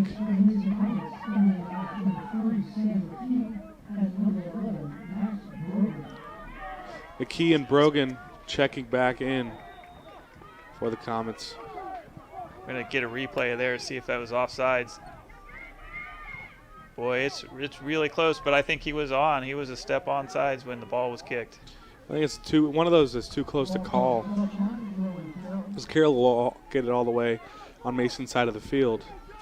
It's one of those things when people look on offsides, they're watching the ball, they see him kick it, then they look at the player, and the player's 3 yards back behind the defenders, and they think it's offsides, but it's hard to look at both things at once. Right. Cochran able to come up and save that one. Maybe misread it a little bit, but a good job jumping up, controlling it. Very similar cross to the one that went in the back of the net, so he did a good job coming out and winning that ball. Ox will control it again at midfield. And Cochran coming up again. He's had his work so far in the last 10 minutes. Winterhalter will get it back, or at least try, but the deflection from Carroll. Carroll's not able to save that. Yeah, Carroll playing very direct and a lot of long balls into the box. I think maybe they see Cochran being a little nervous with the ball back there, but so far he's responded after that goal and is able to collect all those shots that they're putting in. But yeah, so Carroll playing very direct. Mason still playing their game. And Buchot looked like he had a decent opportunity, but not able to stay on his feet. And he looks to be injured, and that's not good for the Comets. They'll give it to Ox. Ox in the middle. Defense from McKee. McKee can come up and pressure. Across the middle. Oh, wow. Head-to-head contact looked like, but it didn't look like anything intentional. Boy, that looked like both players went. They're just going for the ball. Going for the ball together, but I'd hope there's no card here at least. Carroll rewarded that kick. I mean, both players just going for the header, and they're running into each other. I'm not sure what constitutes Carroll drawing the foul there, but this will be a dangerous opportunity for Carroll just outside the 18. They have Osterholt and Connor Bailey ready. Just outside the box. Mason has what looks like 5 or 6 in the wall there. Cochran lining them up. So a big opportunity from Osterholt's going to take it himself, and 3 points if we were playing American football. He's going to want that one back. Not exactly what I think he had pictured in his head, but as a Mason fan, we'll take that one. Yeah, another sigh of relief if you're a Comet fan. Gabe Marlowe with a goal kick.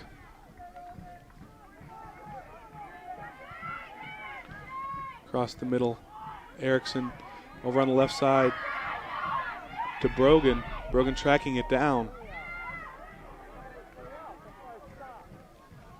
That'll be slowed out of bounds at about midfield. They'll try to get it downfield again. McKee loses it. It looks like Ben Scooter will just boot it downfield. Over to Wren now. Wren upfield, but no one's there. And Joey Schrand will just call it himself, taking himself. Yeah, Carroll doing a good job in the midfield, double teaming on the outside there, not giving Mason a lot of opportunities and a lot of time to look to see where they want to put the ball. Here's a good opportunity for Mason, though. Bouchot taking it on the outside. He's in the box. Bouchot trying to make a couple nice moves. And he wants a foul. He goes down in the box, but the referee is not going to have any of that. And it looks like it's been kicked out of bounds. It'll be a throw-in for Mason. So we're going to take another look at this no call. Well, you could argue both ways, I think, on that one. He definitely impeded his way, but I think Bouchot probably fell down a little easy on it. Fell down a little easy, and I think he didn't have control of the ball at that point.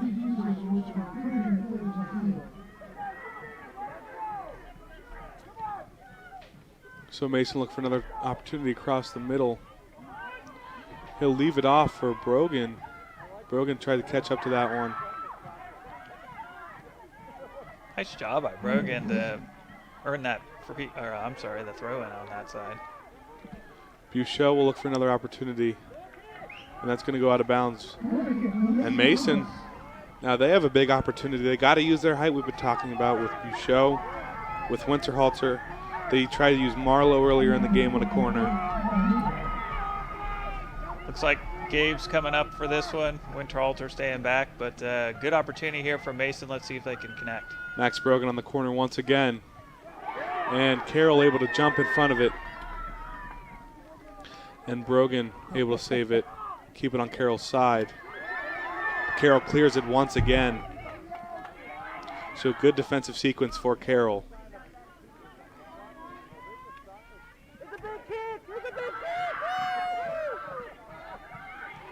Over on the left side, Carroll advancing it. Sam McKee on one-on-one defense.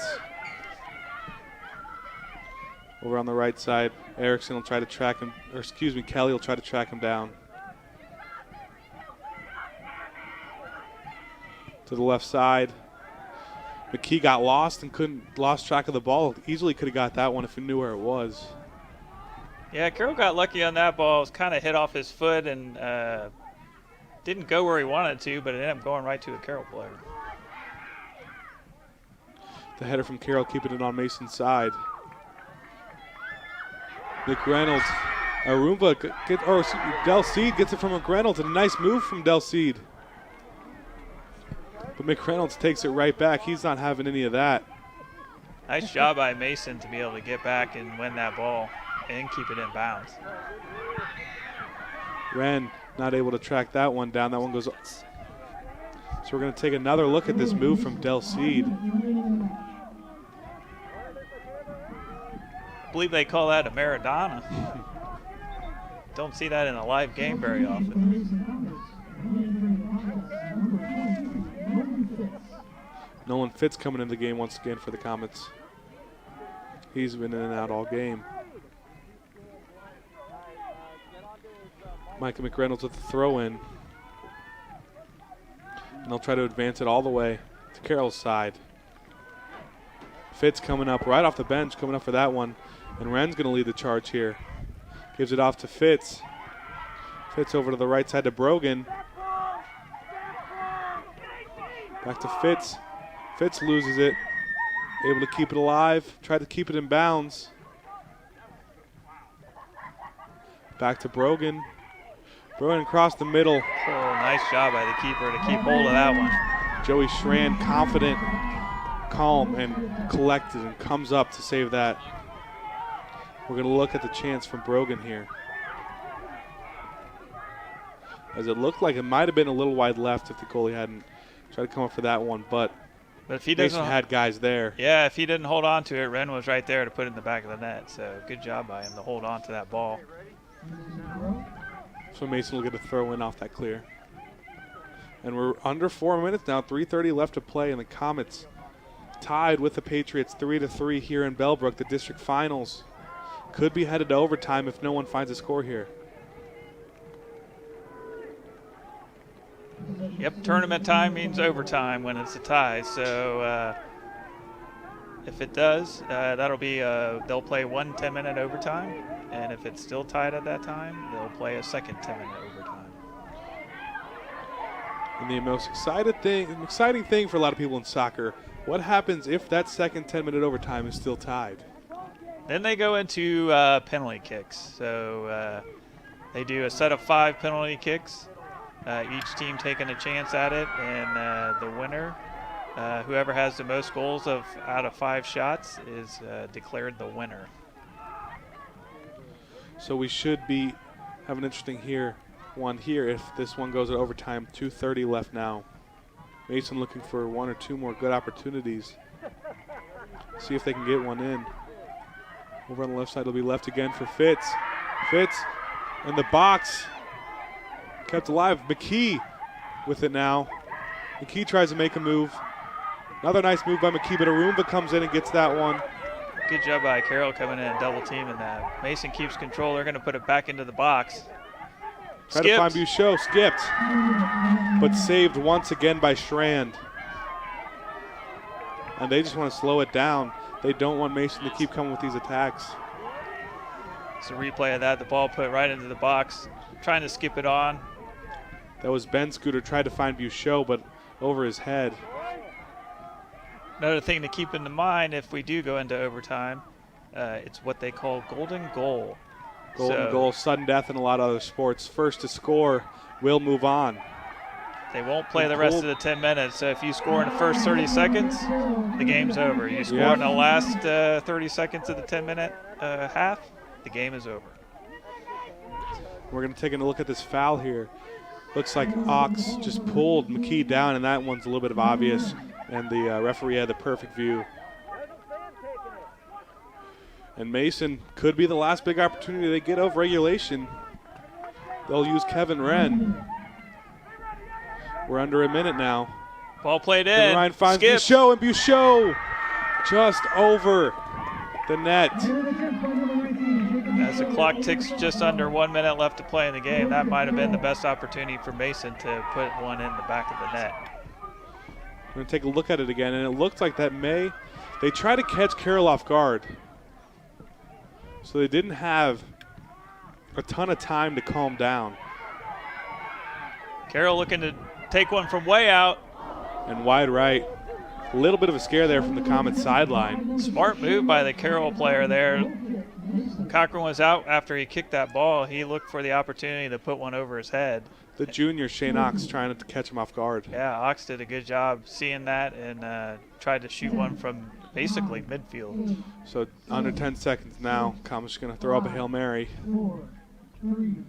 And that is going to end regulation. We're heading to overtime here at Bellbrook. The 1-seeded Mason Comets, the 3-seeded Carroll Patriots in the district finals. It's been a tale of 2 cities, tale of 2 halves. Mason in the first half going up 3-0. Carroll putting 1 back in. And then in the second half, Carroll putting 2 in to tie it up. And then at that point, it was kind of back and forth. Both teams getting some opportunities, but nobody can put it away, and it'll be overtime. Going into first 10-minute overtime here shortly.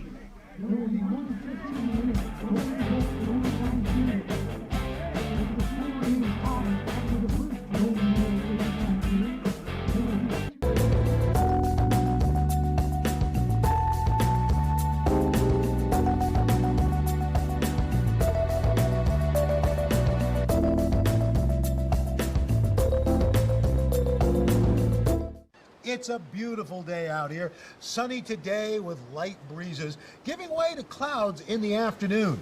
We could see some light precipitation to moderate precipitation later on, followed by powerful storm-like conditions.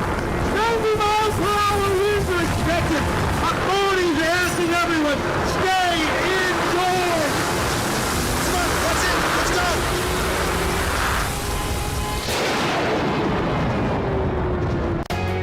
On air or online, This is media for your community. This is ICRC TV.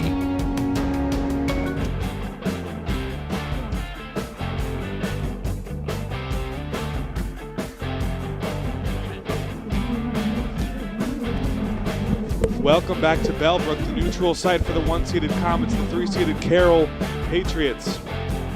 And this is overtime, golden goal time, the first 15-minute period coming up here as we see the district final game winner. We'll move on to take the winner of Loveland and Centerville. I had heard around halftime that Centerville was up in that game 4-0, so I haven't heard a score recently, but it sounded like Centerville was in control. But you could say that about Mason here in the first half. So Mason found themselves with a 3-0 lead just before halftime until Carroll was able to put one in even closer to halftime and then able to score 2 and outscore Mason by 2 in the second half. So when right before the break I said it was a 10-minute half, it's actually a 15-minute half. So I apologize for that error. 15-minute half. But like we said, if a goal goes in, it doesn't matter how much time's left in the game will be over, and the goal scorer will be the winner of the game. So a lot of experience, you got to think, with 29 seasons as a coach at Carroll. Scott Mulfencer, second winningest coach ever in Ohio. So you got to think he's had his fair share of golden goal games in the playoffs. Yep, and him, you don't get to 501 wins by not being a good coach. So he obviously had a good game plan going into the second half. Carroll executed it, got the game back to even, and you get into overtime and anything can happen. Like you said, anything can happen. It just takes one goal. Let's go, Carroll, you can do it! Both teams right where they lost. And Mason Comets were in this exact situation last year. District finals, headed into overtime. They ended up losing that game 2-1 off a controversial goal. A lot of Comets fans wanted an offsides before. But like you said, it's hard to tell live. It's hard to see both things at once. And Centerville, just got word that Centerville has taken down Loveland, the 1 seed, headed to district finals. Mason trying to be the second 1 seed to meet them there and make it a double 1 seed game. And Carroll trying to make sure that they don't do that. So 2 teams battling it out here tonight. It's been a great game. And we're getting ready here to start. We got about 1 minute left Got 1 minute left. Comets are going to huddle up, knowing this could be their last game of a lot of these seniors' careers. They do not want that to happen. Mason's going to be pulling a lot of that experience from those senior players. They're going to be, none of them want to be their last game. They're going to be playing their hearts out. Carroll's going to be doing the same. I'm sure their seniors feeling the same way. So it's going to be an epic battle here in overtime. And being in that position for the Comets will help them experience-wise. They were in that position last year, like I said. So being there and also losing it gives them a little more motivation. Hopefully they can use that for an overtime win, as it looks like they are set to receive the opening kick. This is also a test of fitness for both of these teams. You get into this, they've now played 80 minutes of soccer, and they're going to play another maybe 15 minutes. Legs start to get tired. Your brain doesn't necessarily work as well as you think it should when you're out there, and so mistakes can happen, and you'll see if one team can take advantage of that, and we'll see what happens. It looks like Carroll's going to kick off. So Fitz was lined up like he wanted to control it, but referee says no, it goes to Carroll. Del Cid cleared out by Wren, but a nice header to keep it on Mason's side. Over to Ox. Ox on the right side around Wren. That one, if Mason will just let that go out of bounds for a throw-in. Going into this overtime, you got to feel Carroll probably has a little bit of the momentum going, coming back obviously from second half, down 3 goals. So we'll see what happens. Mason's really got to step up their intensity, and again, we talked about it. Seniors, play your hearts out and see what happens. Both leading scorers for Comets and the Patriots are seniors in in Buchot and Osterholt. Carroll will have it on the left side now. Osterholt, there he is down the middle. Double team there for a second. He'll just kick it out. McReynolds comes up to clear it off the head. Carroll has another good opportunity. Cochran doing all he can to just fall on that one. Keeps the game alive. Yeah, Mason struggled to get the ball out there. Carroll won it right outside the box and got a quick shot off. Here's a good opportunity for Mason. Could be the end of the game. Oh, and it's just left. Wow, I thought that was going to ripple the net. Max Brogan left it just left. It looked like a perfect opportunity. A golden opportunity for a golden goal win. But just a little bit to the left. He had the keeper beat. Unfortunate for Mason, but a great opportunity. Carroll looking to counterattack quickly. Osterholt, good poke from Winterhalter.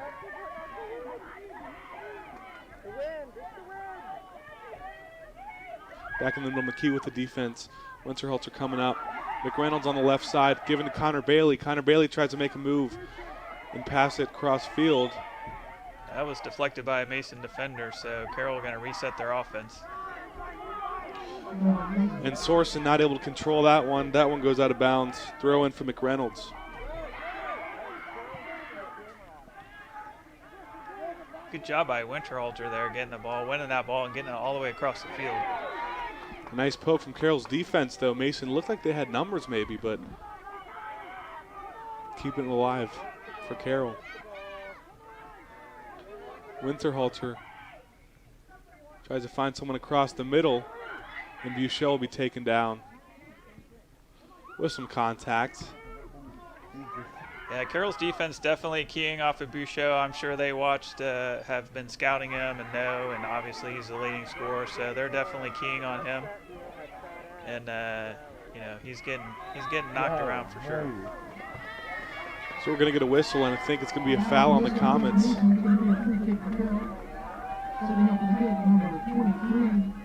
I think that was on Wren on the far side there. He just kind of stepped into the defender and knocked him down.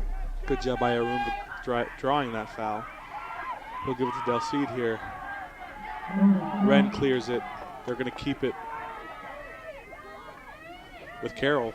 Look for Carroll doing a long throw in here, I think. No, quick. They kind of fake that long throw, and they go quick. Donahue out to Bailey. Headed by McReynolds. Glensick will clear it. Up the middle. Winterhalter trying to find it. Oh, but off the foot of Winterhalter. I'm sure that's not what he wanted. Osterholt given to the left side to his brother. Connor Osterholt trying to find something. Defense for Mason got to stay solid. They're diving in a little bit, but numbers back for Mason now. So they had that opportunity, but this one goes out of bounds. So looked like there was a deflection there, but look, it's going to be a Carroll throw, and Mason arguing that. From our angle, it looked like it should have been Mason ball, but we're all the way up in the press box. Just a little bit further away than the center ref. This will be a long throw. Here we're going to get the long throw in. Donahue going to try to give a big opportunity to Carroll, and that one, Mason tried to clear it, and McKee able to get it all the way back Buchel to on midfield. The run. Buchel has 3 defenders. He's on the run. He stops. Tries to find Brogan, but too far, and Strand will control it. Under 10 minutes now in the first overtime. Good effort there by Mason. Brogan with the run there. Just out of reach for Brogan to get to that. Buchel did a lot to just collect that and get it on his foot, turn it, and get it across. McKee on defense. Give it to Delcide.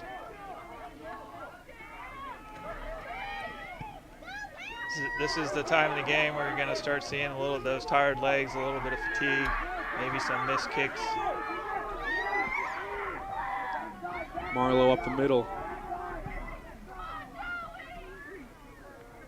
On the left side, Buchel can't track that down. A goal kick for Carroll. Jacob Bouchot has worked this game, still dealing with a little bit of an injury.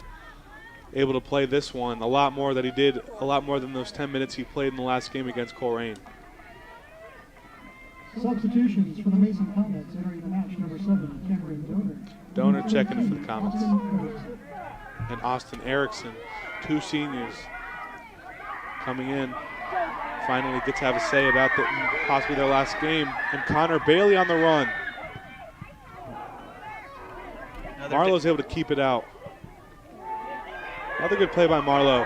Carroll wants a handball. They're not going to get it. It did look like a little bit of handball from our angle, but it's objective once again, like we said earlier. Oh, nice take from Mason Brogan. with the counterattack. Brogan from Bouchot. Bouchot not able to catch up to that one. Just let him a little too much. Boy, Carroll might have got away with one there. The defender looked like he played it back to the keeper. Keeper, if it's a direct playback, can't pick it up with his hands. But ref is saying that it was just a deflection, so no foul there. The defense from Comets. McReynolds heads it. Gets it all the way back up to midfield. Ox tries to make a move. Gives it off to his right. Finds Del Cid. And Marlowe clears it once again. So Marlowe, a big part of this Mason defensive sequence. Nice pass there. Brogan makes a nice move, but he can't catch up to it. That one goes out of bounds. That was deflected by Deflected, Carroll. actually. They're going to get it in quickly. Bouchot trying to get to the end of that, but it's going to be knocked out of bounds for a goal kick. So Mason trying to take a quick advantage of that throw in there, but wasn't able to get to the end of it. So Joey Schrand again had a field goal kick so far this overtime. Headed by Del Cid over to Arumva. Across the middle with a double team defense. McKee trying to get to it. Brogan can't jump in front of that one. Erickson's back. McReynolds on the left side chasing it down. Lensick couldn't chase it down. McReynolds is right there. Yeah, that was good defense by Lensick to run that down and get in front of that. I thought it rolled out of bounds before it touched him, but looks like it's going to be a Carroll throw in and another long throw in for Carroll. They can take advantage of having guys who can fire it that far into the box. Mason's got to stay solid on defense again. They got to wall up. From Donahue, a nice header to keep it out. I think that might have been Cochran punching the ball out there. The teamwork from Mason really helpful. Over on the right side of Bouchot. Bouchot with the left. Across the middle. Loses it. Donor couldn't control it. Yeah, unlucky touch there. Look, he was trying to do a give and go with Bouchot and just got caught up on the Carroll defender.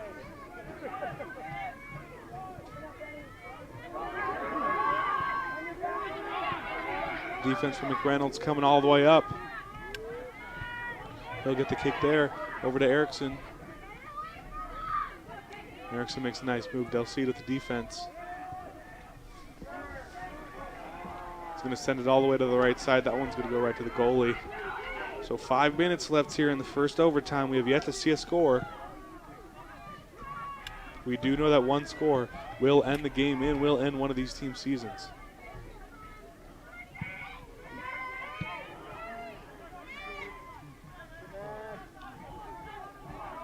Over to Erickson. Erickson on the right side. Giving back to McReynolds. Brogan has McReynolds to his right. McReynolds will get it. The fullback across the middle. Nice header. And it's just to the right. Cameron Donor this time had the opportunity. A nice play by the fullback, Micah McReynolds, on the cross. Yeah. All the way downfield. McReynolds with a nice overlap, deflected off of the defender of Carroll and right to him, and he was able to get a nice cross.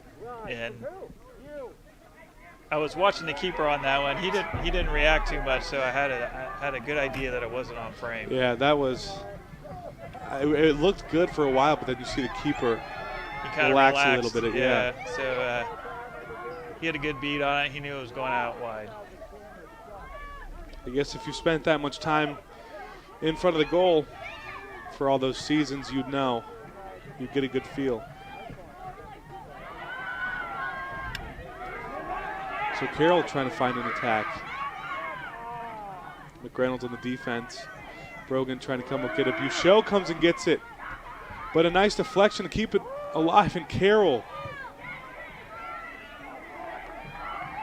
Carroll's defense staying strong there, able to deflect that out, even though they lost it on their side of the field. They're able to recover and disrupt that play by Mason.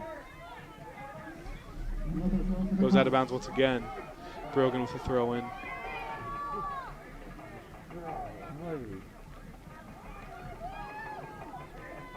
Erickson will have the throw in now. See what they can get just outside the box. Erickson might get it back. Good job controlling it. Sam McKee across the middle on the right side, deflected by Carroll defender. Mason will have another throw in. They're going to give it to Erickson again. I'm going to predict another long throw in into the box here. We'll see if that big opportunity is coming for Mason. Just outside the box. Oh no, that was in the box. Yeah, knocked down in the box, and Carroll able to clear it out, but dangerous opportunity there. When it gets knocked down, you just never know what's going to happen. So you never know what guys could be there, and Erickson going to fake that one, give it to McReynolds. Off the head of Sorensen, and McReynolds lucky that one went out of bounds. Mason a little lackadaisical there in the last couple touches, but able to win it back. Across the middle to Winterhalter. Deflected by Carroll once again. Brogan comes out to get it, but it'll be hit back out to midfield. Another throw in for Mason. They're going to try to rush this, get one or two more good attacks. Sorensen takes it away. And downfield. Cochran comes way out to clear that ball. Good play by Cochran. He's got to hustle back though, because they can play it in quick. Now we got two balls on the field. Referee lets the ball play. We'll blow it dead. For any fans watching, that does not mean you get two opportunities to score with the two balls, but there's some confusion there. It's not like pinball where you get to keep hitting them until they go down the drain there. Time does tick, and we're almost a minute away from the end of our first overtime. Sorensen across the middle. Mason will just hold it off. Give themselves a goal kick. That's just a great defensive play by Gabe. Shielded the player off, let it go through. He goes up and plays that, knocks it down. Maybe they have an opportunity, but he was smart. Was able to shield the player, let it go out of bounds, and get a goal kick. So Mason's going to try to get one more opportunity with under a minute. On the left side now, out of bounds. Throw in coming from Ben Scooter. Headed back to the midfield. Del Cid. Now Carroll looking to have one last opportunity. They're going to get it downfield, but no one's there. Cochran corrals it. 10 seconds left in the first overtime. Mason once again going to try to throw up a Hail Mary. 7, 6, 5, 4, 3. And that'll be cleared. And we are headed to a second overtime. No score here yet. In overtime, 3-3 is the overall score after first overtime here in Bellbrook. The neutral side of the 1-seeded Mason Comets and the 3-seeded Carroll Patriots. Back in 2 minutes.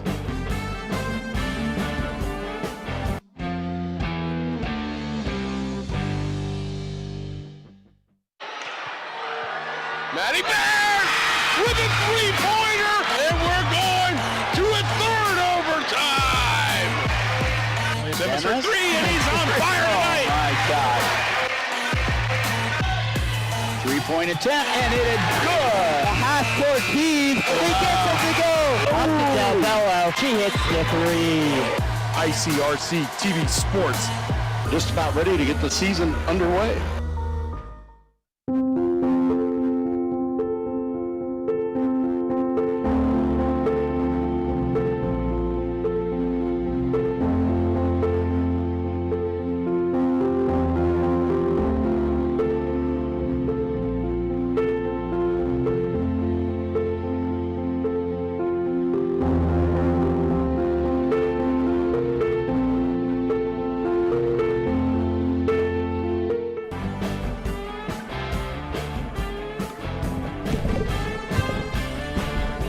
Welcome back to Bellbrook District Finals, and we're headed to a second overtime. Mason Comets, Carroll Patriots. We got an exciting one here. Yeah, a little bit of back and forth there in the first overtime. Carroll definitely had some opportunities. Mason definitely had some opportunities. So, you know, either of those could have gone in the back of the net and the game would have been over, but they didn't. And so that brings us to the second half of overtime. Another 15 minutes as you look at the bracket there. Earlier tonight, Centerville beats Loveland, I believe at least 4-0. Yes, I'm hearing 4-0. So Centerville advances to the regional semifinals, I believe. Regional semifinals. They will meet the winner of this game, whoever will score first, if they do so in the next 15 minutes. If not, we're heading to penalty kicks.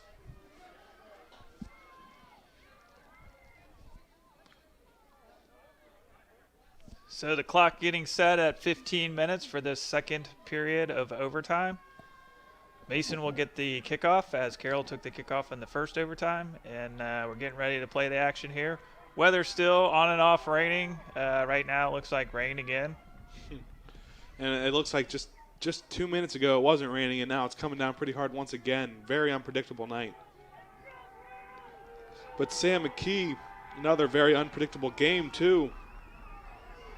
Mason got off to that 3-0 lead, but still have not found an answer for Carroll's 3 goals when they responded. So Mason will control the opening kick of the second overtime, and right away try to fire one all the way downfield, right to the goalie Schrand for Carroll. Yeah, probably might be a design play there where they knock it back and look to play it forward and maybe catch Carroll a little bit flat-footed, but Carroll ready for that ball and able to restart it. So Carroll will look to have their first real possession on Mason's side of the field of the second overtime. Marlowe able to boot it out. Bouchot has it now. Bouchot with a nice move. We'll give it off to Brogan. He's able to touch it. Oh, just to the left. That's actually Donor. No, Brogan it was. Boy, just like in the first overtime. We're going to take a look at it again. The goalie came out a little more than the first overtime. And from that angle, it looked like it was going in until they panned all the way over. And it was just wide left from Brogan. Brogan not happy with himself, but he's got to play on. Yeah, great opportunity there by Mason. Good ball put in by Bouchot, and just couldn't get the right touch on the ball to get it in the back of the net. So we're back at it here. Mason controlling. Good job by the Comets. Bouchot's going to try to find another opportunity here. He'll try to outrun the defender. That one's going to go out of bounds off Carroll. Yeah, good defense by Carroll there to get in between the ball and Bouchot and knock it out of bounds. But another dangerous opportunity here for Mason with the long throw-in. Austin Erickson's been behind all these long throw-ins, and he'll have another one here again. Yeah, in this first 2 minutes, Mason seems to have just a little extra pep and got some good opportunities early. Maybe it's starting to set in that this could be their last game for a lot of these seniors. One of them is Mike Reynolds right there, and Winterhalter trying to find it across the middle. Oh, you little shit. Somebody scored. Mason Stevens doing a good job. Bouchot coming up, and the save from Schrand. Saves the season for Carroll. The save from Schrand. He came all the way out. Yeah, that was just a great save by Schrand. He had to make that commitment early. He came out. He didn't stop. Got in front of that ball, knocked it down. Bouchot was about ready to put it in the back of the net, and he said, not in my house. So Mason has had their opportunities. We're going to take another look. Just a foot ahead of what Buchot thought he was. He just went down with no fear on that. You know, keepers are a different breed. Yeah, it takes a little bit different mentality to play keeper in soccer, and you saw it there with his. He just came out, no fear, went down, saved the game. So a goal kick coming from Marlowe.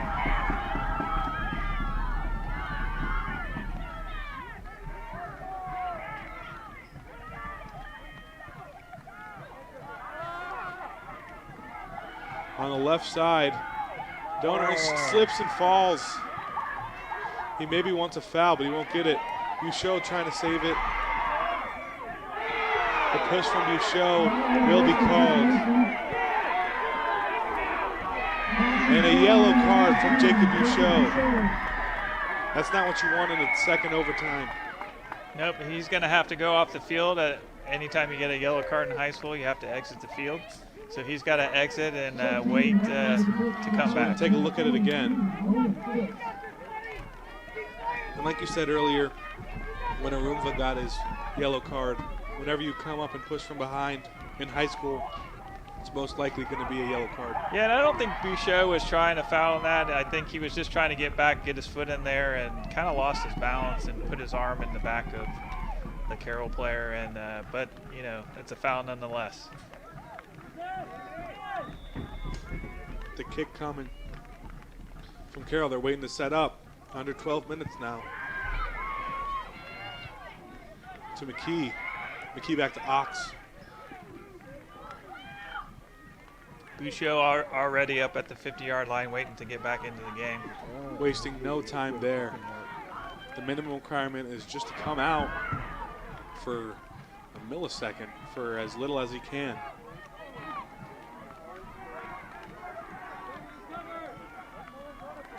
Across the middle to McKee. McKee's trying to save it. I believe that's Fitz. That's actually Fitz. You're right. He's now in at striker. Couldn't track that one down, but Brogan tries to keep it alive. And that'll go out of bounds. Or no, stay in bounds. Back to Brogan.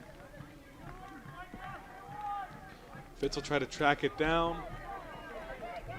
And it'll be cleared out of bounds. A throw-in for Comets. And that'll be the delay, or the out of bounds play will allow Buchot to come back in the game, I believe. So only sat out about 60 seconds after the yellow card. As they're going to send him in. Oh my God. Conversation there with center ref and with Sam. I'm not sure what that was about, but they finally bring in the sub. And Sam McKee's the one coming off the field. Maybe that was Fitz he was talking to, I guess. So good move from Erickson. Erickson kicked out by Carroll on the left side. Ben Scooter fires it in there. Trying to find Buchot off the bench. AR flag, put the flag up as Buchot was getting it. It looks like he was, must have been even or a little bit behind the defender. So under 10 minutes now. Carroll, Mason tied at 3, second overtime. Next one to score wins unless the time runs out and we head to PKs. Osterholt across to the left side. Nice header by Lensick. On the right side. Brogan gets pushed a little. Will go out of bounds. Leaves it ahead for Buchot. And that's going to go out of bounds. And they're going to say Mason deflected it. Buchot's got to be careful, though. He kind of jumped up with his cleats up. And, you know, he makes a connection on a player. He's already got one yellow card. You know, that's a little bit of a dangerous play there.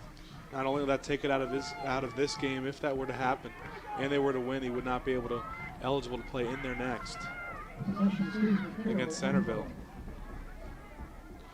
So another throw in for Carroll. Good play by Brogan holding him off.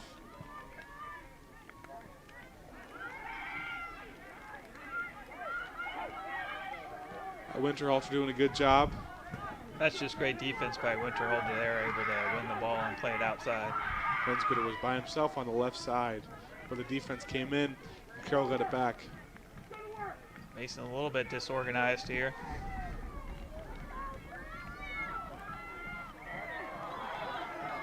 Some contact. And it looks like Erickson fell to the floor. It's just going to be a throw-in for Mason off the out of bounds. Oh, it looks like they did get a free kick there. Mason plays it in quickly down the line.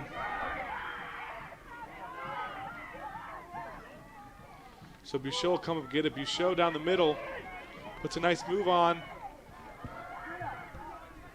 Nice job saving the possession. Over to Brogan. Brogan across the middle, kick back out to Bouchot. A lot of contact there. Mason fans want a foul, but it looks like a lot of it was incidental contact. Both players going for the ball. The kick all the way downfield. Cochran controls it. So under 7 minutes. We're going to look at the collision again between Max Brogan. Yeah, two players just going for the ball. You saw. Boy, I don't know. That Carroll guy just kind of turned his shoulder and lowered it right into the chest. I think that was a missed call there. That's Connor Osterholt. Like you said, it's that last decision from him to turn his shoulder. It looked like they were both going for the ball at first, but it definitely looked like the Carroll player turned his shoulder and knew he was going to initiate contact. And we're going to have an injury timeout as they're going to assess Max Brogan and make sure he's all right. He's down on the field right now, has not got up yet. Yeah, he popped up right away after he got knocked down, and then he after the ball was kicked away, he kind of went back down. I think he was hurt more than he realized. So once again, whoever scores next, if it's in this overtime period, will go on and take Centerville in the regional semifinals with a chance to make the regional finals on the line. So clock is stopped at just over 7 minutes left to play in this second overtime. As we've been talking about, any goal scored during this overtime will be an automatic win for the team. So golden goal. Once again, will be individual medal presentations at another time. Kick coming from Marlowe. Header from Carroll. McReynolds on the left side. Over to Donor. Donor, I think, is who came in for Brogan after he's taken to the sideline.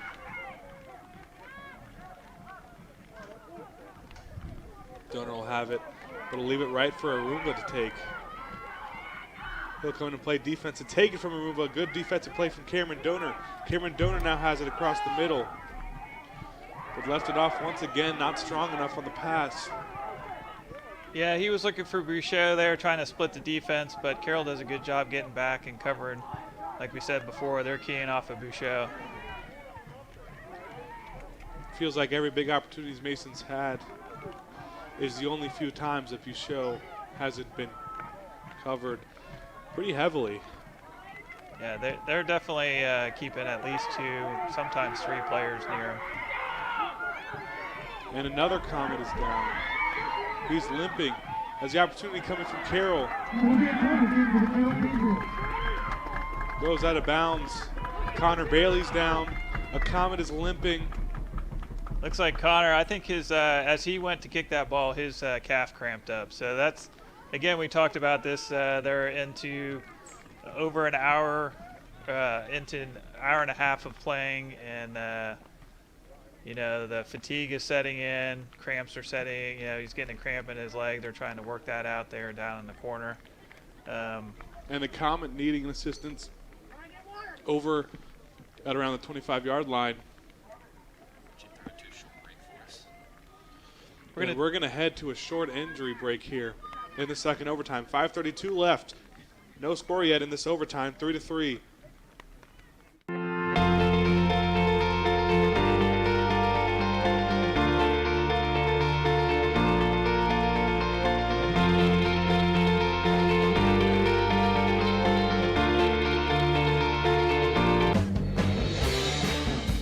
we're back.